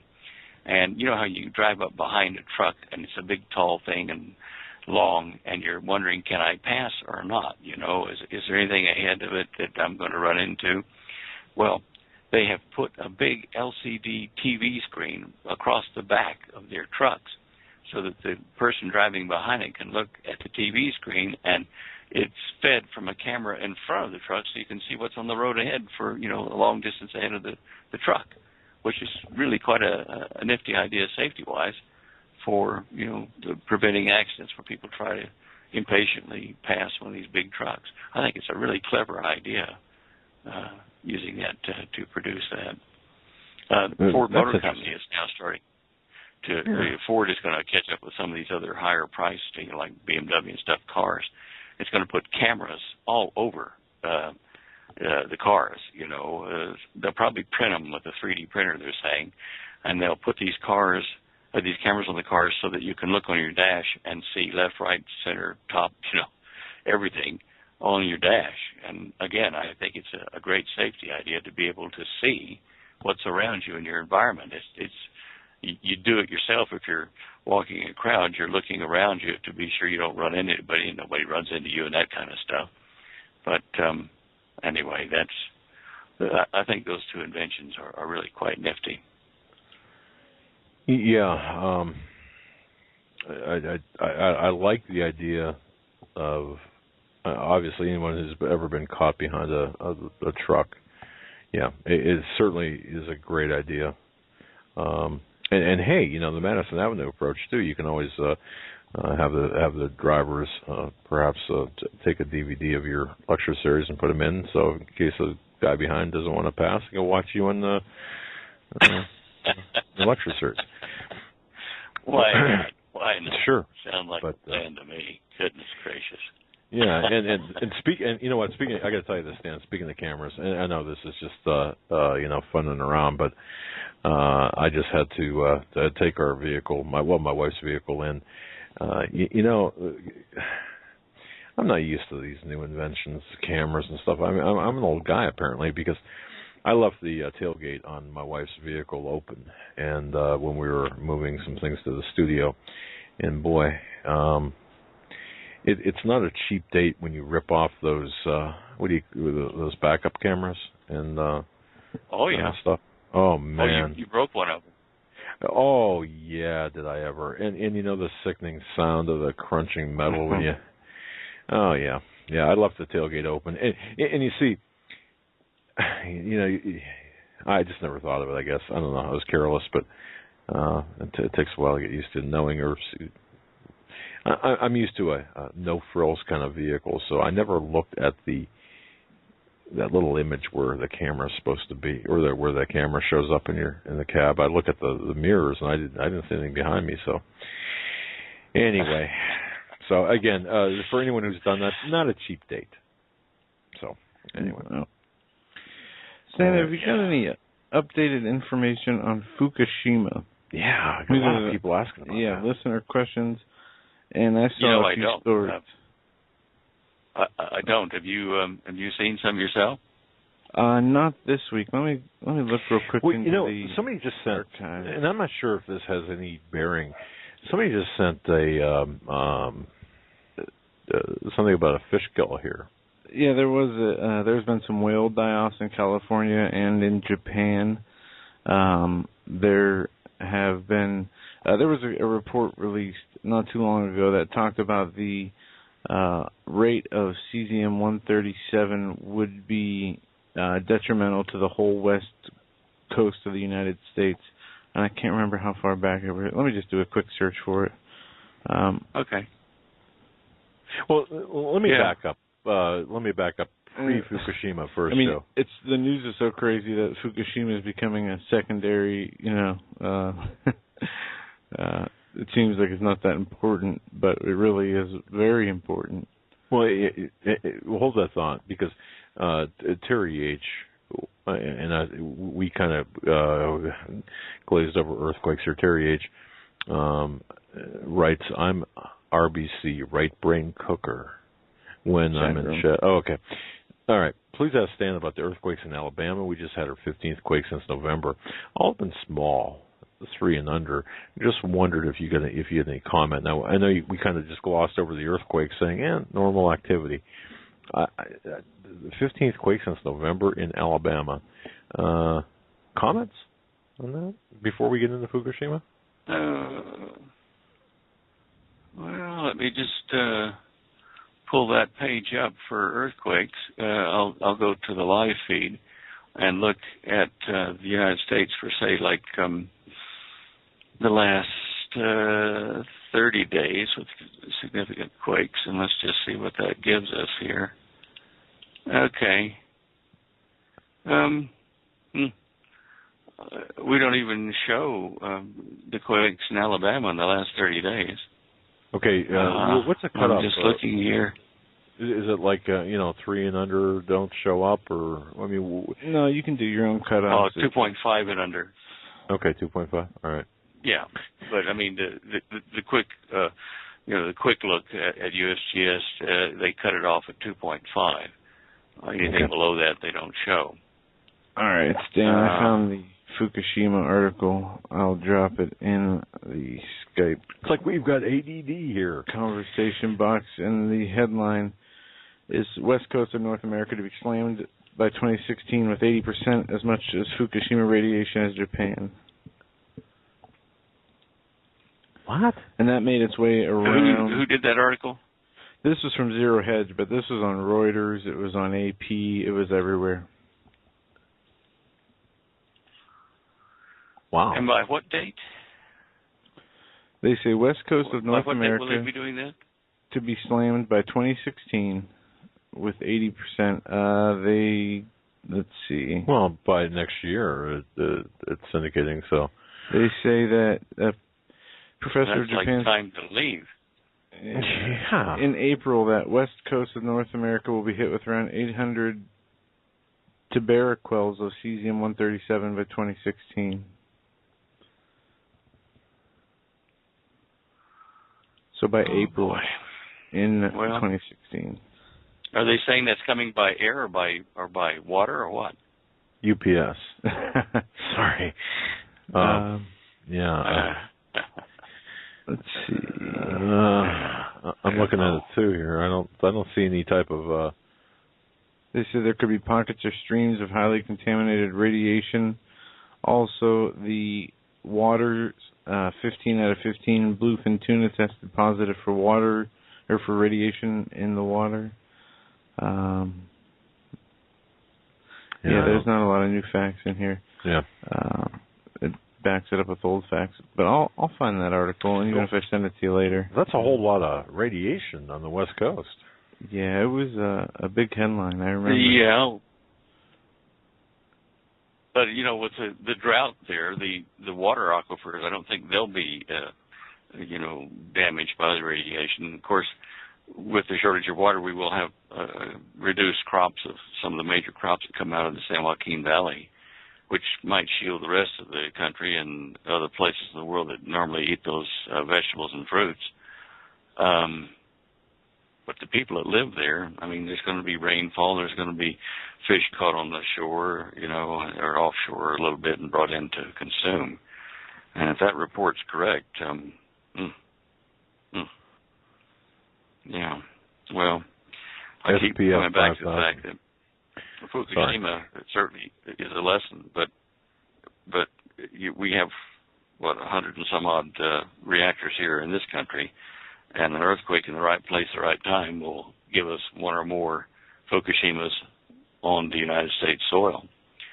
So one way or another, I think the United States and the products that we may export to other countries in those areas will eventually be polluted by radiation. Okay. I sometimes wonder if that's what the Hopi legends speak of when they say that America will be invaded by the Russians and the Chinese and a Middle East country, but they won't stay long because the country will not be hospitable to them, and it might be because the cities are polluted from, I don't know, nuclear blasts or from reactor meltdowns because the infrastructure failed when an EMP pulse knocked out all the digital stuff controlling the nuclear reactors in the country and their backup systems. There's just a number of scenarios that could fit that and make it many times worse than Fukushima. That's happy news again. I mean, wow. Well, it's all happy. I mean, aside from staying on climate change, aside from Fukushima, Stan, I wanted to get your take on this. The scientific Pathinus, who advises Pope Francis, it goes on to say that this St. Francis of Assisi, him and his new Green Climate Change Initiative, he just released a... you mean Pope Francis? Yeah. Well, anyway, he has a member of his... He first released a climate skeptic from the study. Now he has embraced a... what's his name? Hans Schellenberg. He's an atheist who believes in Gaia, or Mother Earth. Right, it's Gaia worship. Yeah. Yeah. So, is this normal for? Have you ever seen a pope? No, this pope is definitely abnormal. He's a Jesuit, and we've known for a long time that the Jesuits have had a major role to play in the Illuminist movement. The Illuminati for the planet. I mean, Adam Weishaupt was a Jesuit, and that was the alleged father, or the originator of the Illuminati back in the 1700s. So this Pope, coming from the Jesuit order, and the two were at odds, the Jesuit order and the Vatican, when they had just normal popes. But when they had a pope come from the Jesuit order, it's like the president of the United States would become Vladimir Putin or something. It doesn't add up well. It's like the enemy in charge of your camp. So I think we expect some rather drastic and exceptional moves by this current Pope, which will, of course, fit into prophecy. But that's why he's doing some of these weird things. They're moving toward this one world religion and the one world order, the New World Order. They've been doing it for several hundred years. Right. Yeah, and I can see this forming. I mean, today with the transfer of power to Obama by the Congress, but for the TPA, ultimately for the TPA and the other smaller components of that. It just seems like everything's happening at such a rapid pace. We're being sold out here in the United States by the Uniparty, by the fascists in power. And I say fascists because, I think by definition, that's exactly what it is. Fascism, which ultimately will bring in this communist one-world government. But, and then you've got the Pope, perhaps leading up the charge for this new one-world religion, which, man. The age-old conflict between capitalism and communism was designed to eventually produce a hybrid of the two, where you have thesis and antithesis, and you put them together and you get a new thesis, in essence, a new order. And I think it can be a form of dictatorial socialism, national socialism like Hitler was after. I think you're right, it will be that way. But it's come out of the communist-capitalist competition, showing the pitfalls of both systems, and then forming the hybrid, which will come when the New World Order forms. And people will want to try it because everything else is not working. The communist countries will be unhappy, the people. The capitalist countries will be unhappy because the economy is failing, the U.S. dollar's fallen, so they'll all look for that new thing.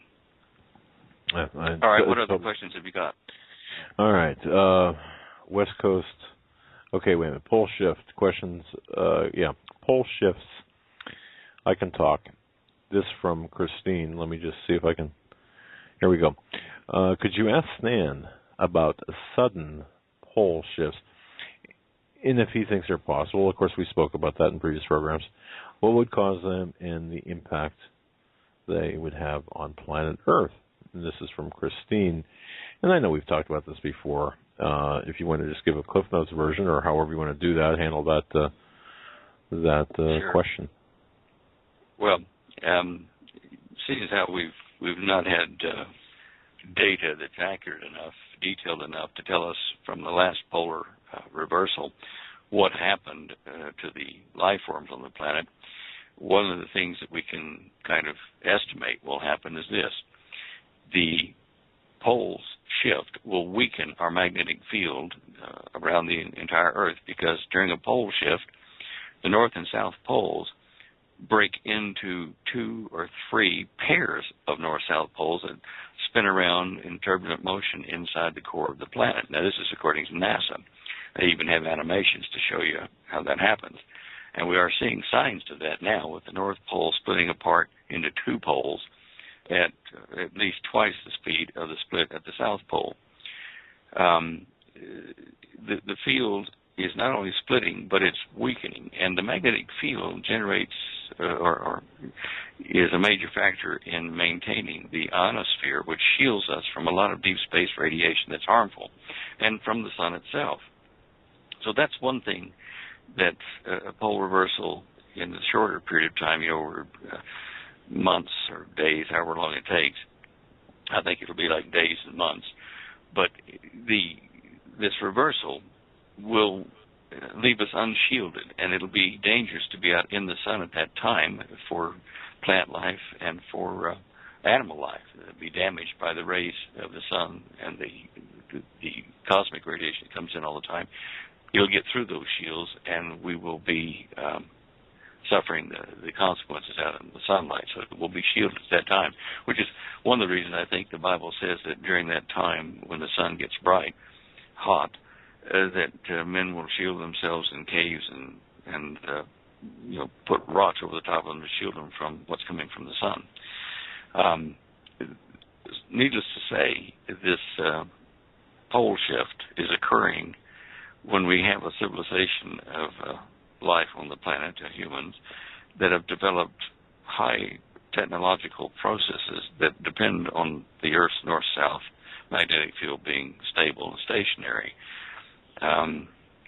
So this could affect navigation. It could affect landing, runways at various airports, having to immediately change things, and as they've done in Florida already on one airport, where you get drastic changes in the magnetic field, which a lot of pilots use to land their aircraft. Archaeological, geological digs have seen that clay pottery fired by humans during the last pole reversal, that the grains of the clay were hardened in the fire with a particular orientation, and that orientation was where the magnetic field of the Earth was at that time, and they can see that it reversed since that time. What we have now is different than what they had like 10,000 years ago, according to their dating, but I think it's less, probably around 4,000 to 6,000 years ago. But anyway, those are factors that I would say we consider as immediate and obvious changes that would occur during a magnetic field inversion or reverse, like it's happening. Okay. I'm sure there are probably other things like lightning in the sky and super thunderstorms and that kind of stuff as the electric field normalizes to the new orientation. Okay. Well, it's a lot of good stuff to look forward to. Indeed. Tom writes in wanting to know from you if you've got any updates on CERN, any new concerns on CERN? I get it. No new information, no new concerns on my part on CERN. Okay. I look at more, solar type phenomenon and planetary type phenomena that are bigger, energy-wise, than CERN. However, the CERN experiment isn't over yet, so let's see what they get up to the rest of the year. Hey, did you guys see that they took this big sea turtle that got hit by the propellers of a boat, and it chopped off his right beak and his jaw, and they printed a titanium jaw for this turtle on these 3D printers. They built it up layer by layer of titanium, and then they riveted it to his existing skull and what was left of the jawbone, and now then that turtle can eat and perform functions like normal because he's got this, well, I guess it's like a biological implant. He's I don't know, what do you call him, a cyborg, but he's certainly got some bionics in there, I guess. I think that's just really cool to help a big turtle like that. These are big boys, and there's a picture of it on our show images page down 3 or 4 rows down, and you can read the article about how they've done that. The Terminator turtle or it's written here in the Baltimore Sun. Wow. Yeah. He is like those Terminators. You think about it, it looks like that without the skin over it. Yeah, really.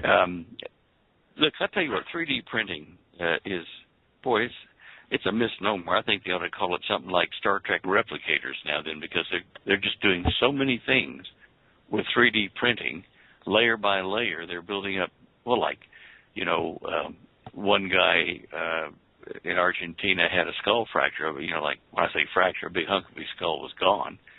And they scanned him in 3D and then had a printer and a medical doctor generate a bone piece to fit right in there, but it's like a carbon titanium alloy to fit right into his brain or right on his skull to protect his brain, and they'll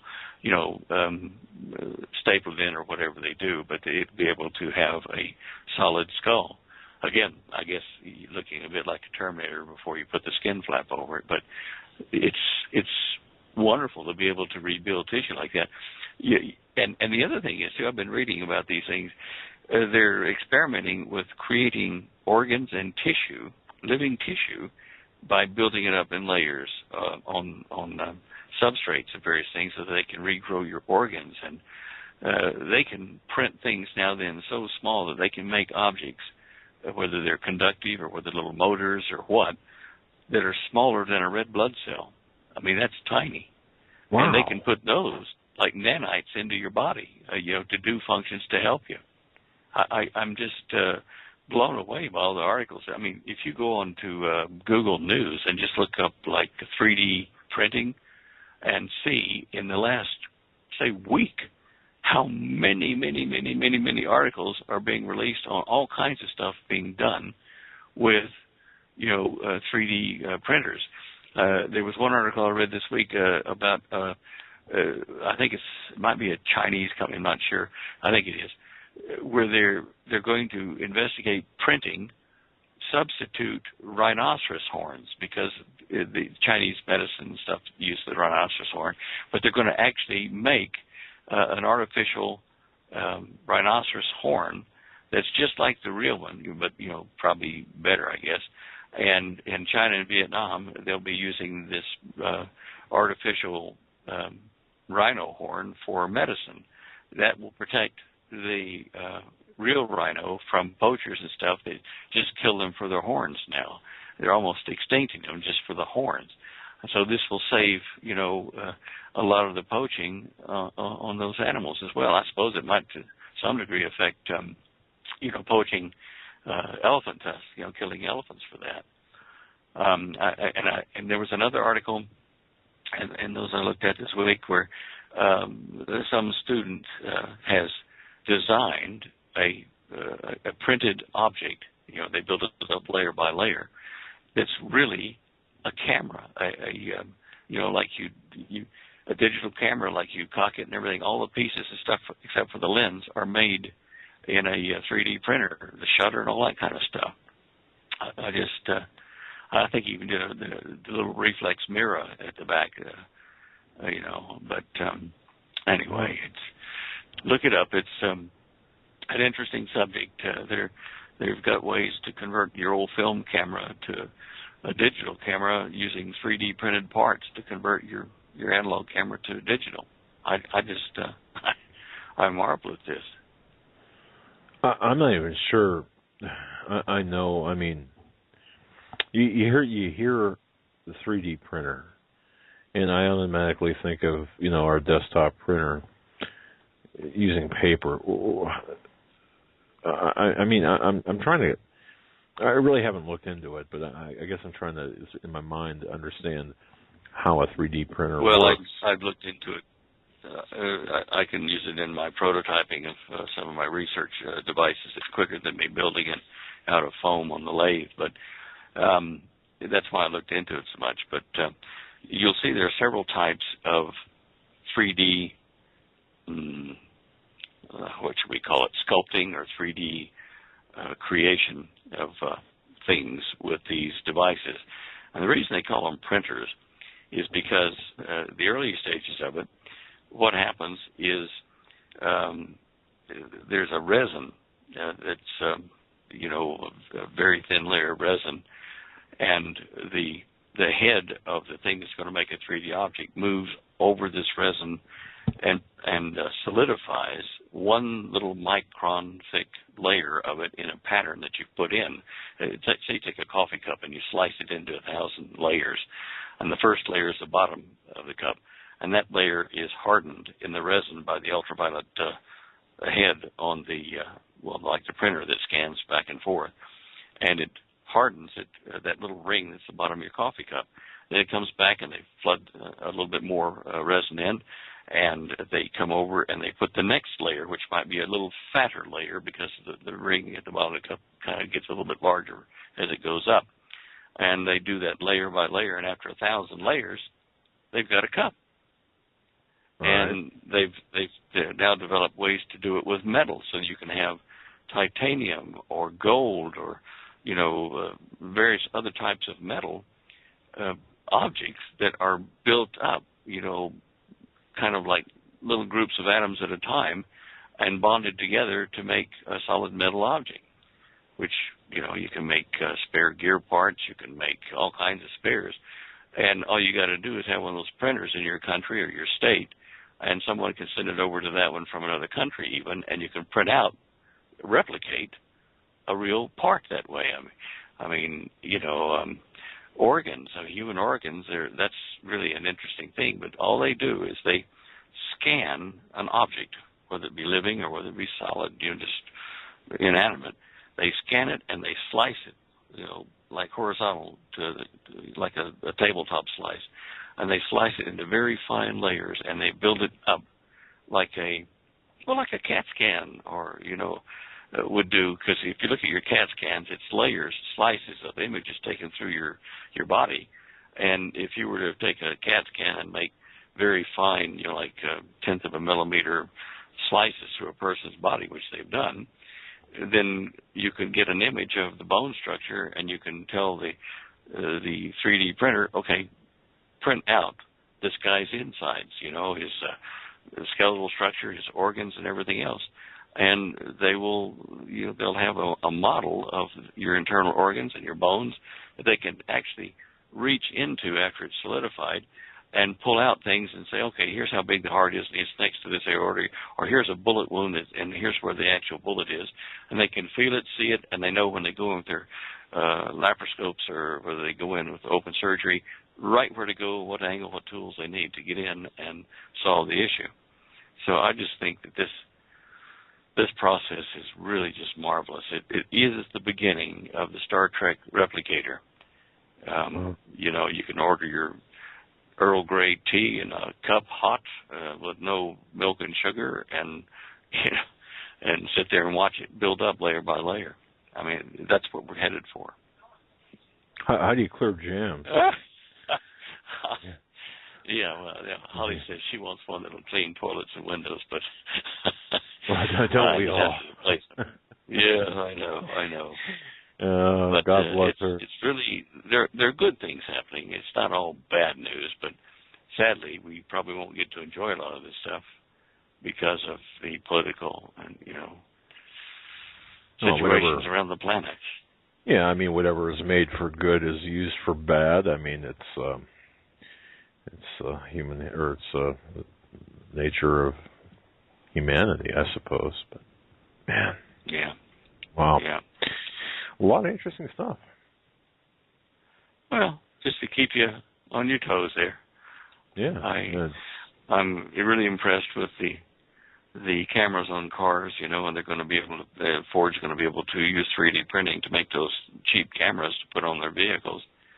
And there's been a number of times where I couldn't bend my neck around far enough to see back up the road what's coming when I'm going into a major highway or something from a side road. And you'd think, boy, the camera would be nice. But they're talking about several cameras, which will help new drivers and stuff like that avoid problems. So we're seeing really good developments right now. Absolutely excellent. Well. Oh, by the way, that solar filaments image, I've got it up now on the website. It's third row down the middle. And if you have a look at that, I've got it in a slow animated GIF so you can see over the last 4 days, those dark filaments are raised up areas, magnetic filaments on the sun. And I don't think I've ever seen anything like this. It's like a spiral at the end of these things that are like smooth boomerangs, and then they become this filament or the center of this vortex that comes right out of Earth with a real strong M-class flare. Okay, and yeah, that's animated. Looking at it now. Click on it. You can click on it, and I don't think it's all animated, but it's a slow animation that you can stop. It's only like 4 pictures, and just look at those black lines and see what I'm talking about, and know that that's unusual. The sun is doing something different. It's weird. Signs in the heavens, and there it is. On the moon, yeah. Okay. Okay, well, have I bamboozled you enough with all kinds of tech stuff? You've actually graced us with a lot of very interesting, very pertinent information. Yeah, and I'm with you there in the sun, too, looking at it. And just from the time that you've spent with us talking about issues about the sun, I can see where you would have concerns, and I certainly echo those concerns as well. My goodness. Wow.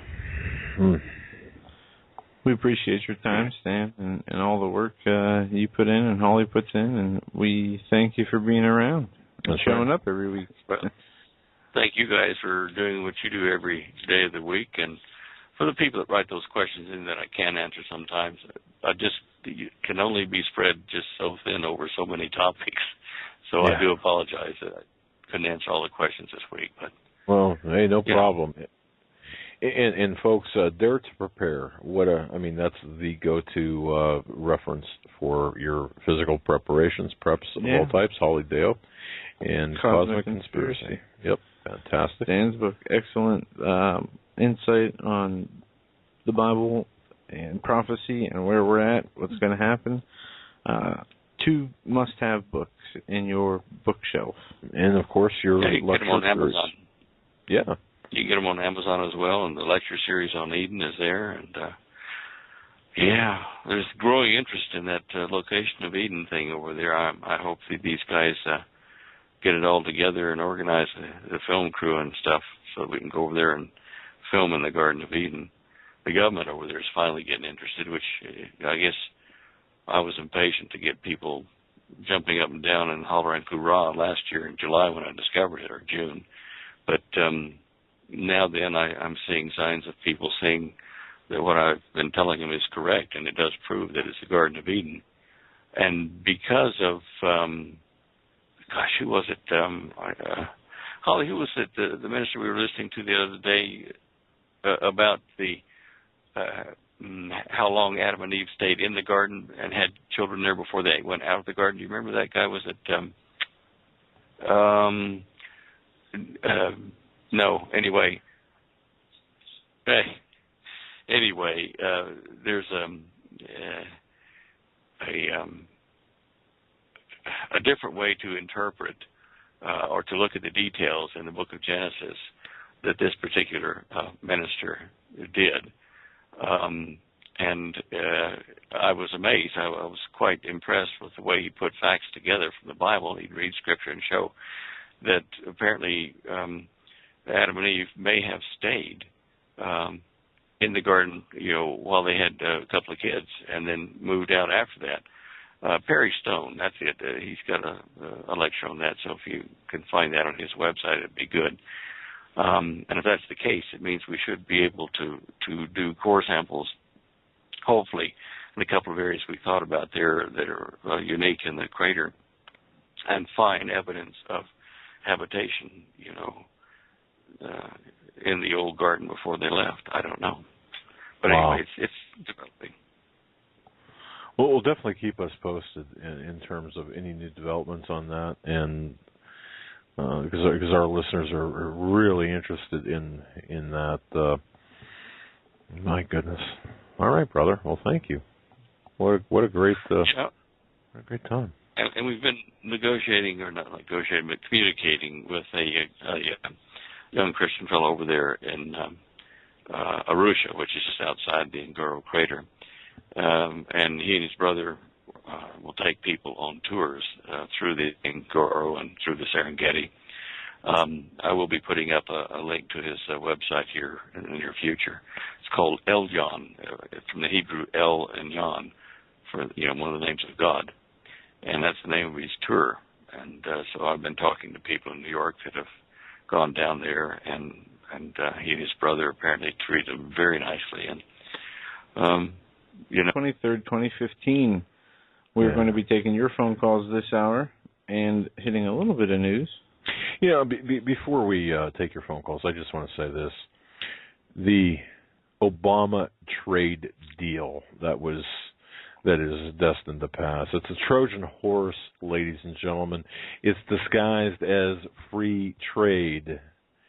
What's in it is seditious, it's treasonous, and everyone that passed this or is supporting it or is saying they like it and it's not going to hurt, it's going to be good for America, should be held up or should be really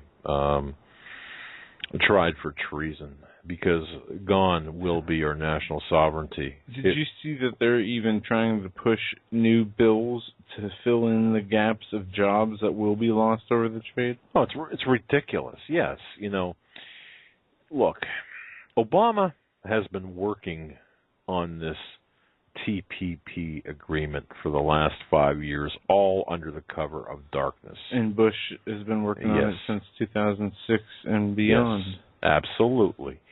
Look, this is not a partisan. This is not Democrats versus Republicans, because otherwise, you've got Democrats going against Obama, people saying, well, what's that about? And then you got Republicans. No, these are liquidators versus liquidators. Exactly. Thank you for that. Oh, very succinct. This is bad for America, bad for our sovereignty. This is the final nail in the coffin. That good for China. Good for. Yeah. Well, everyone should be concerned about this. Not Bruce Bella Jenner or whatever his name is.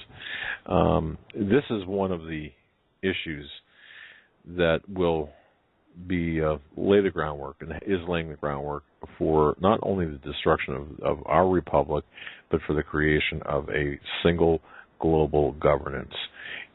What has happened today and what is happening throughout the rest of the week, well, Obama will have unlimited dictatorial powers to destroy the United States. Okay? There's no way around this. Congress is just voting to give Obama fast-track trade promotion authority to pass this horrendous Trojan horse of the trade agreement. Congress can't even debate about this, nor add amendments, and only 51% of the vote is needed to pass it instead of the usual 60%. In other words, cloture.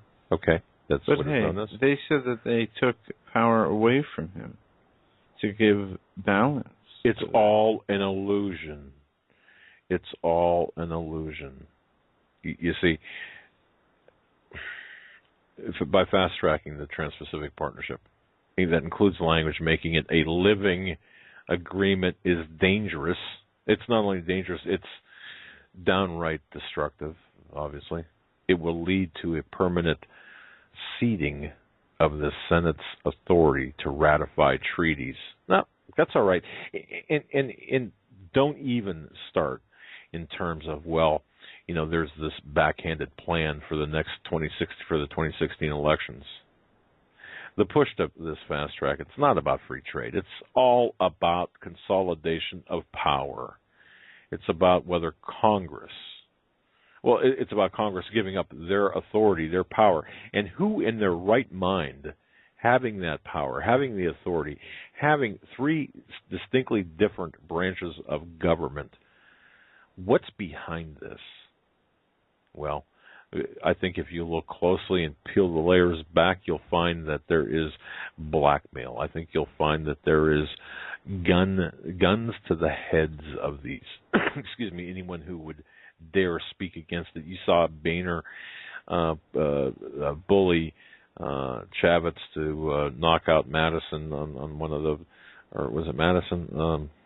On one of the post positions. What you're seeing here is nothing more than a mafia, globalists against everyone else. And here's something that no one else is talking about. You'll not hear that.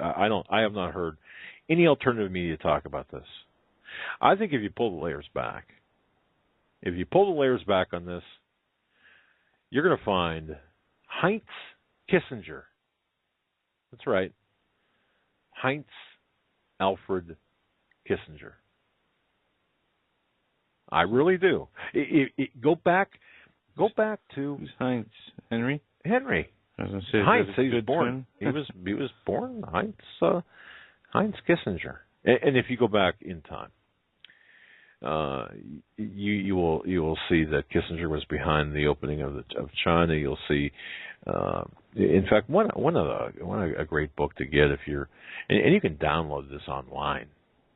Very simply search for Kissinger, The Secret Side of Our Secretary of State. Now, this book is dated 1976 to be exact. written by Gary Allen. Just go ahead and search Kissinger, The Secret Side of Our Secretary of State, and read that book. You'll find out exactly what this individual is all about, and the influence that he has exerted, and the man that this wolf in charge of protecting the sheep.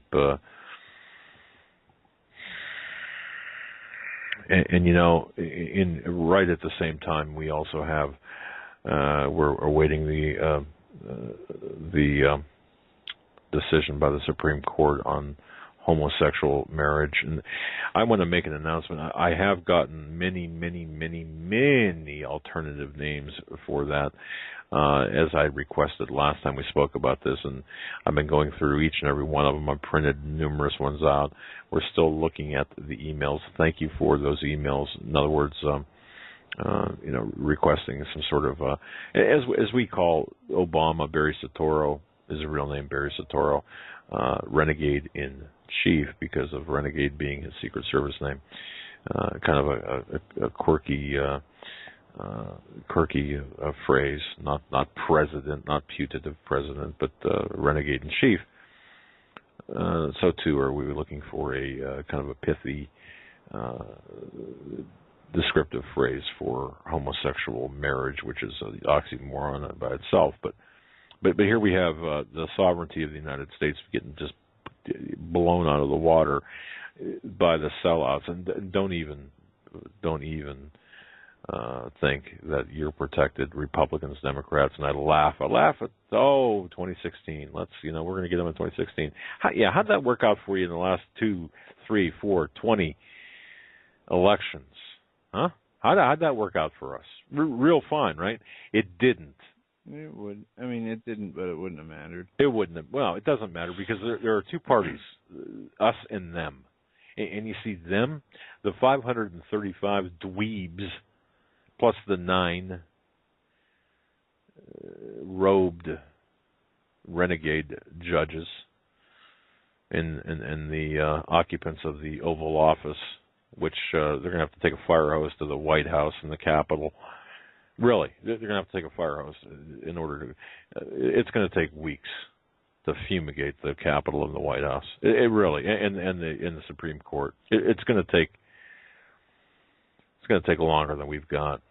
It really is, because what they've done to this country and what we've allowed them to do is obscene, seditious, treasonous, and I don't want to rant. I really don't. I don't mean to rant. You can tune in other places, and it's not about ranting. It's about in this case righteous anger. And I think that if you don't have the righteous anger, I don't think you're paying attention. And that's why the first hour we brought Ryan Sorba on. And if you missed the first hour, folks, Ryan Sorba took some covert videotape. Homosexual militants. Now, I know. I'm going to get all sorts of emails. They don't bother me, I guess, but I acknowledge them only because the homosexual militants out there, the activists who are really militant behind this homosexual agenda are vicious. They're absolutely vicious. See, you speak the truth. And Coach Dave Dobmeyer says this, when I can never get it right. Truth becomes hate speech because people hate the truth, or when people hate the truth becomes hate speech. There you go. And so I know the blowback on this, and I know, and folks, you don't have to worry about Ryan. He's very well protected, and the investigative work product that he has done is very well spread out. So, I got a couple of emails, people saying, Ryan opened his mouth before, putting out the video. Trust me, the video will come out regardless. And, it speaks to not just the immorality, but the debauchery and the militancy behind this agenda, which we're getting hit from all sides. You're getting hit from the sovereignty side, smashing our national sovereignty. You're getting hit from the morality, the God side, the anti-Christian side, and I'll say this too. Maybe next year at this time, maybe next year at this time, we won't be able to speak out or speak about homosexual marriage because it'll be a hate crime. Maybe next year at this time, there won't be a program like this because it'll be unlawful to talk about things like this because we don't want to inflame the sentiment. We don't want to offend those people, offend the sensibilities of the perverse. And I say perverse deliberately. Because what will come out on that video, trust me when I say this, it's perverse. It's beyond perverse, and it's sickening. It's repulsive. It's repugnant. In the tolerance, and I saw a video earlier. I don't know who put this out. I don't even want to go there because it's just it.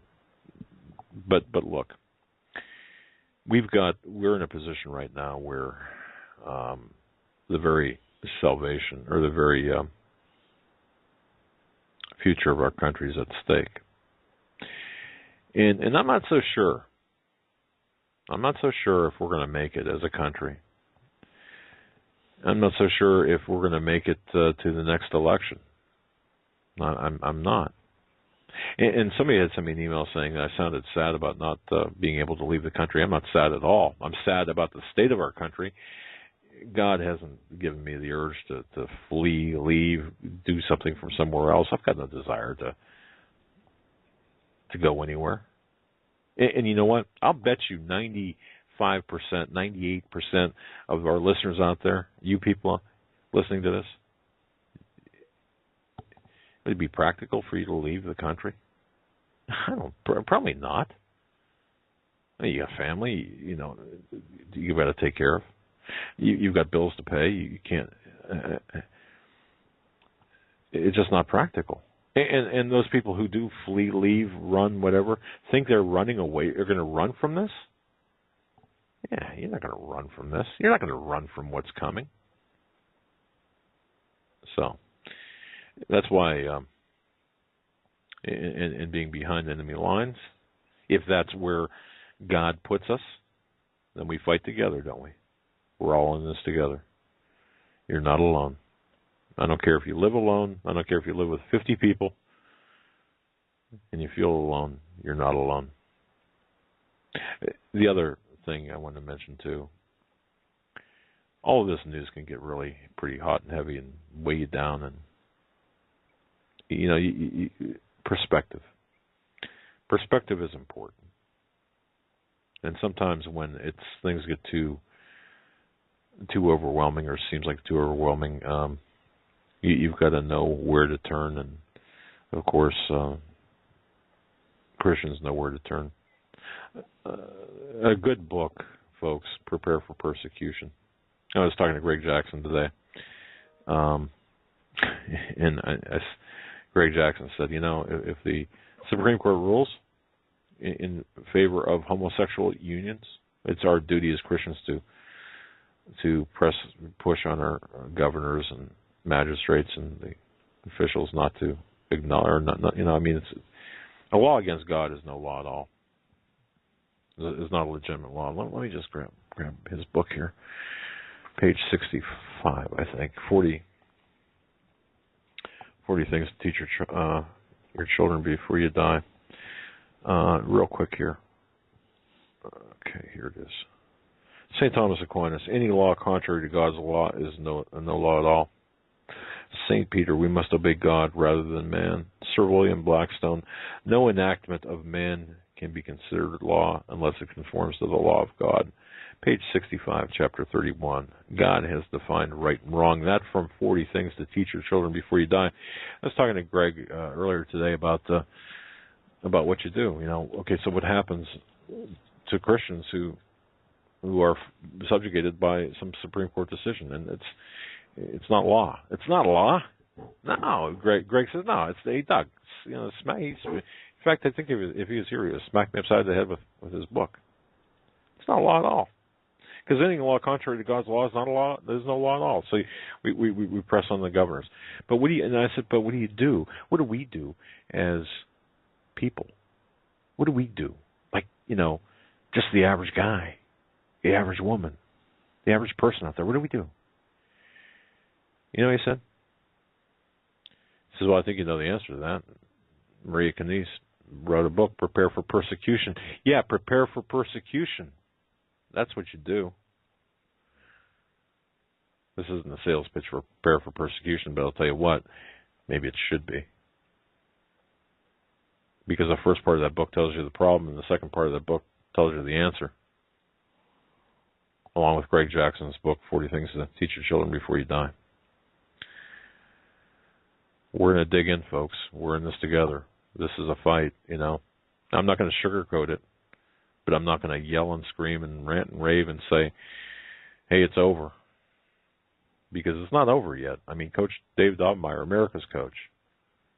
Hey, where there's still time left on the clock. Yeah, it might look pretty bleak, right? It might look pretty bleak. We might be down by a couple of touchdowns, and time's running out. Dobmeyer's America's coach, but who owns the team? God owns the team.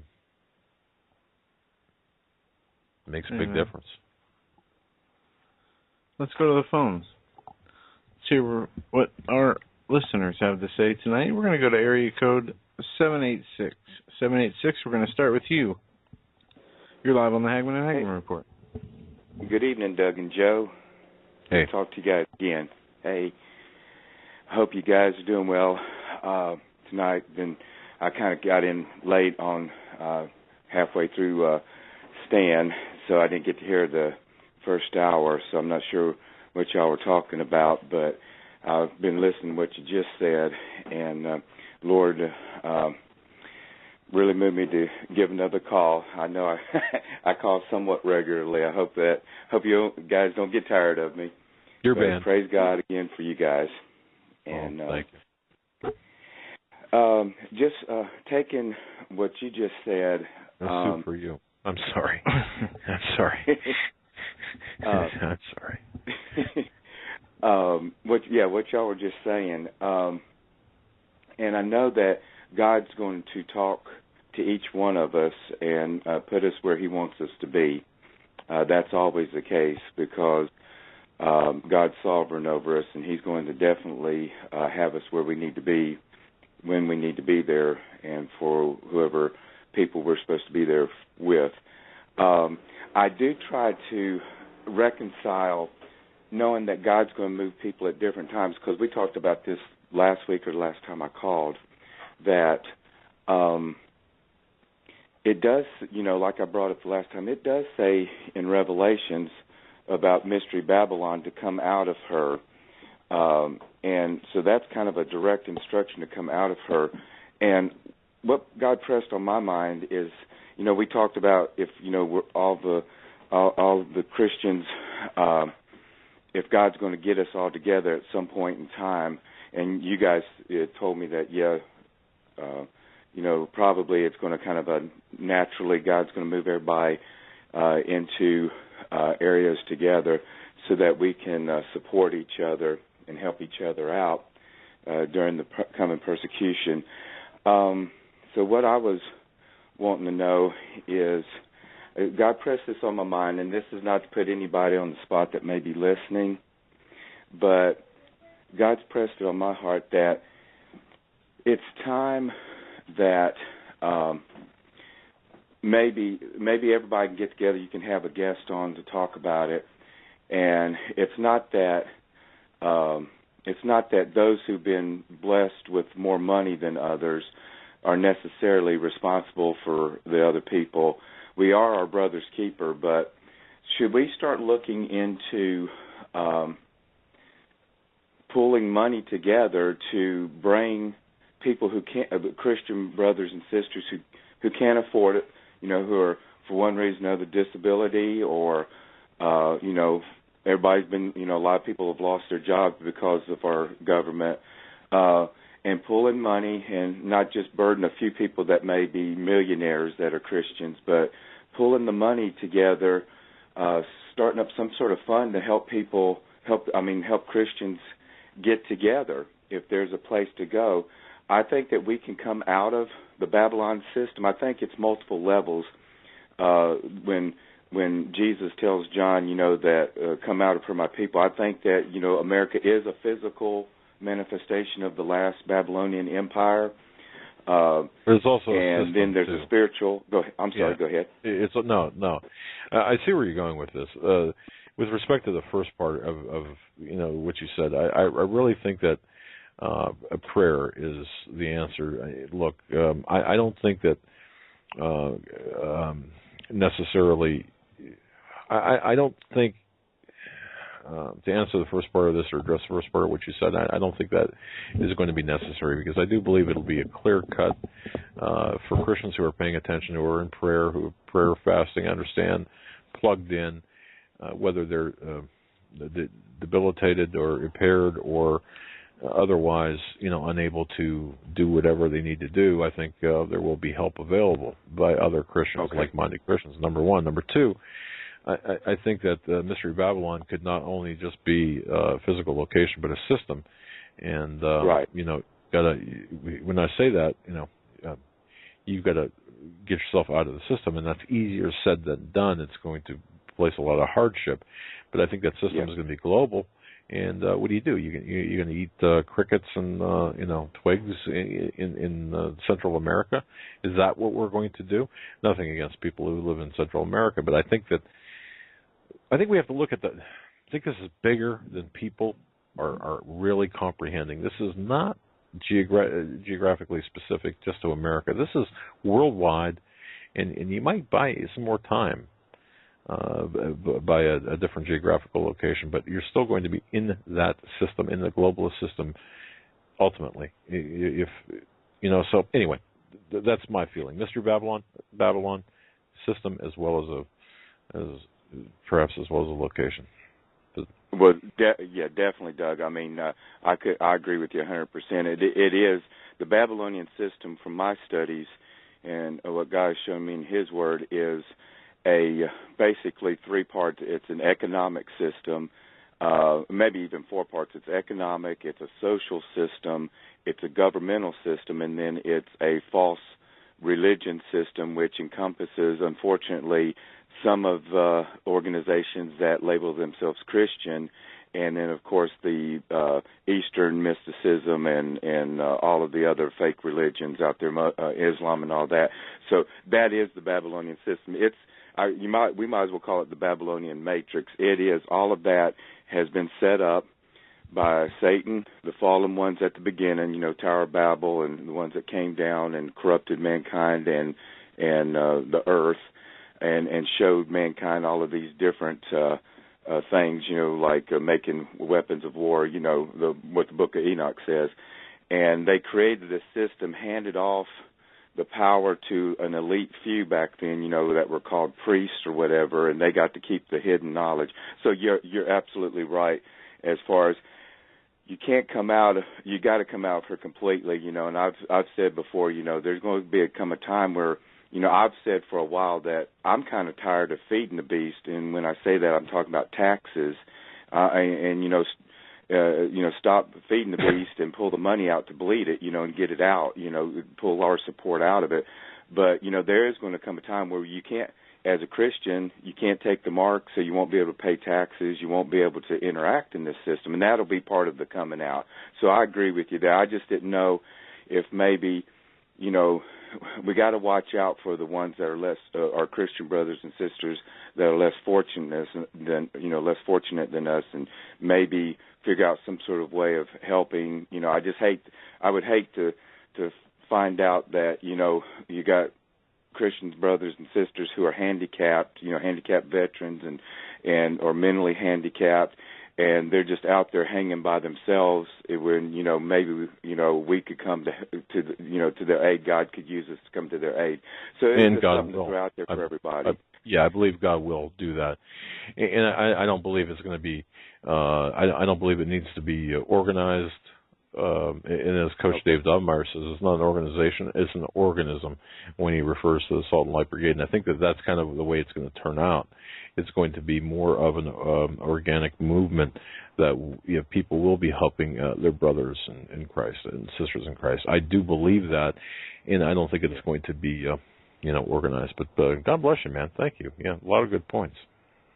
Well, thank you. And I did want to bring up one other thing. I don't want to hog the time, but I did want to bring out a part of what CERN, what's going on at CERN, and what's going on with Jade Helm. That is, they correspond with each other. Is Jade Helm, as we already know, is an artificial intelligence system, right? That's right. Basically, we're talking about Skynet going live. When I refer back to the Terminator movies, Skynet's going to be going live in July. But they can. I'll just say this. I won't tell you what my exact specialty is as far as technology, but I will tell you this: AI cannot exist without a spiritual component to enable it. And when I say that, I'll let you guys go now, and I'm going to send you all an email with some details. I'll just let you know now, there's an interface that will allow demonic forces to empower the computer AI systems. It's not going to be just ones and zeros. We're talking about a spiritual connection, and CERN was set up to find that connection. But I will let you guys go, and you Very guys good. may already know what I'm talking about there. I do, yeah. We're going to be talking with Nathan Leal on Friday about this as well, and we'll have a special guest on Thursday talk about the documentation behind this, indeed. So, God bless you, Lord. Fantastic. God bless you guys, and thank you. All right. Have a great night. You too. All right, we're going to move right along to area code 210. 210, you're up next. You're live on the Hagmann Hagmann Report. Hi, I was almost hoping Stan was still listening because he was talking a lot about the unusual behavior of the sun. A lot of spectral light changes due to UV frequencies, that sort of thing. I've been putting together a little book, as a matter of fact, that picks up on that theme, and it's actually quoting a verse out of Isaiah. Which points to a mini nova event that happens. And is that in 45? Isaiah 45? No, it's Isaiah 30, actually. It's just two verses, if you'd like me to read it. Sure. It's Isaiah 30, 25, 26. It's kind of the basis of my little nascent book. It's 25 says, "In the day of great slaughter, when the towers fall, streams of water will flow on every high mountain and every lofty hill. The moon will shine like the sun, and the sunlight will be 7 times brighter, like the light of 7 full days, when the Lord binds up the bruises of his people and heals the wounds he inflicted."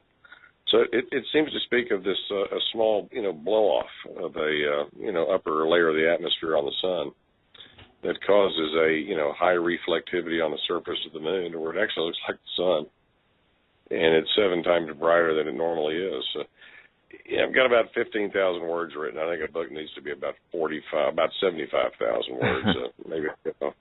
In Enoch, it says the same thing.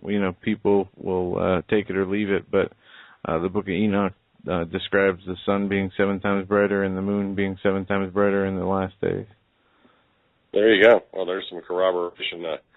Enoch is found in the Egyptian or the Ethiopian Coptic Bible. It's not too many times in the ones over here, but right. It's certainly referenced to Jude. But anyway, I thought Stan might be want to pick up on it someday. Take a look at my manuscript. He very well might still be listening, and if you want to contact him directly, he's approachable. Just send him an email to Stan at standeyo.com. Guarantee you he'll respond. I'll do that. I think the sun is in a ridiculously quiet phase. It's in sun solar cycle 24, and it's very strange in that the solar cycle has been a minimum really for almost the entire time, which almost suggests it's getting ready to really pop a cork. Nice. Something tells me I don't want to see that, but we might just be seeing that. Kind of ties to Revelation chapter 16 talks about that's when really Revelation chapter 16 is when global warming really happens. By the way, that's when it actually occurs. Is in Interesting. The 16th chapter. All right. Take care, guys. Thanks for the call. All right, brother. Yeah. Have a great night. 4.5 minutes left. Let's go to area code 604. 604, we're coming to you now. You're live on the Hagmann and Hagmann Report. 604?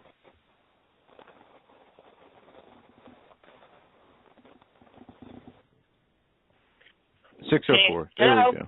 Yeah. There you go. Can you hear me? Sorry. Yep. That was my fault.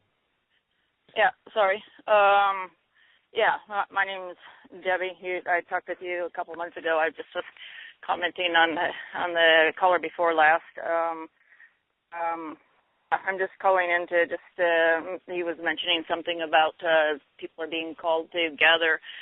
God's putting them in certain places and so on and so forth. And you mentioned a little while back that you knew of people that are just up and leaving and just going wherever God's telling them to go. And I'm just calling to let you know that as of next, I'll be homeless for the first time in my life because, no place to go and so on and so forth. And I just figure, well, I guess I've got a calling of sorts. My hardship is that I've got so many dogs. I'm the animal trainer outside Vancouver, British Columbia. And you put me in touch with John of HH Connections last time we spoke. And, it was interesting talking to him. But how may I ask what would cause? I mean, and you don't have to be. Respecting your privacy. And we have 3 minutes. Okay. It pains me to hear that you're going to be homeless. Of sorts. I may have a motorhome that I might be able to use for a while, but it's just hard when I've got a number of dogs, which I know that you're an animal sympathizer and you can realize my situation. Most of my dogs are seniors, and so it's just hard to find homes for the seniors. Would you mind sending sending me and carbon copying John an email, kind of just giving us a thumbnail sketch of what's going on, just so we. I mean, if there's any way we can help you, I can do that. I was just commenting that, because it stuck in my head when you mentioned a few shows back that people are just up and leaving and going just someplace, and that's what I feel like I'm doing is just. I don't know where I'm going, but I guess it's a calling. I work in the film industry and I can't buy a job. And I talked to John about it, and I noticed, I worked on the X-Files for the 5 years that they were here originally, back when in the late 90s.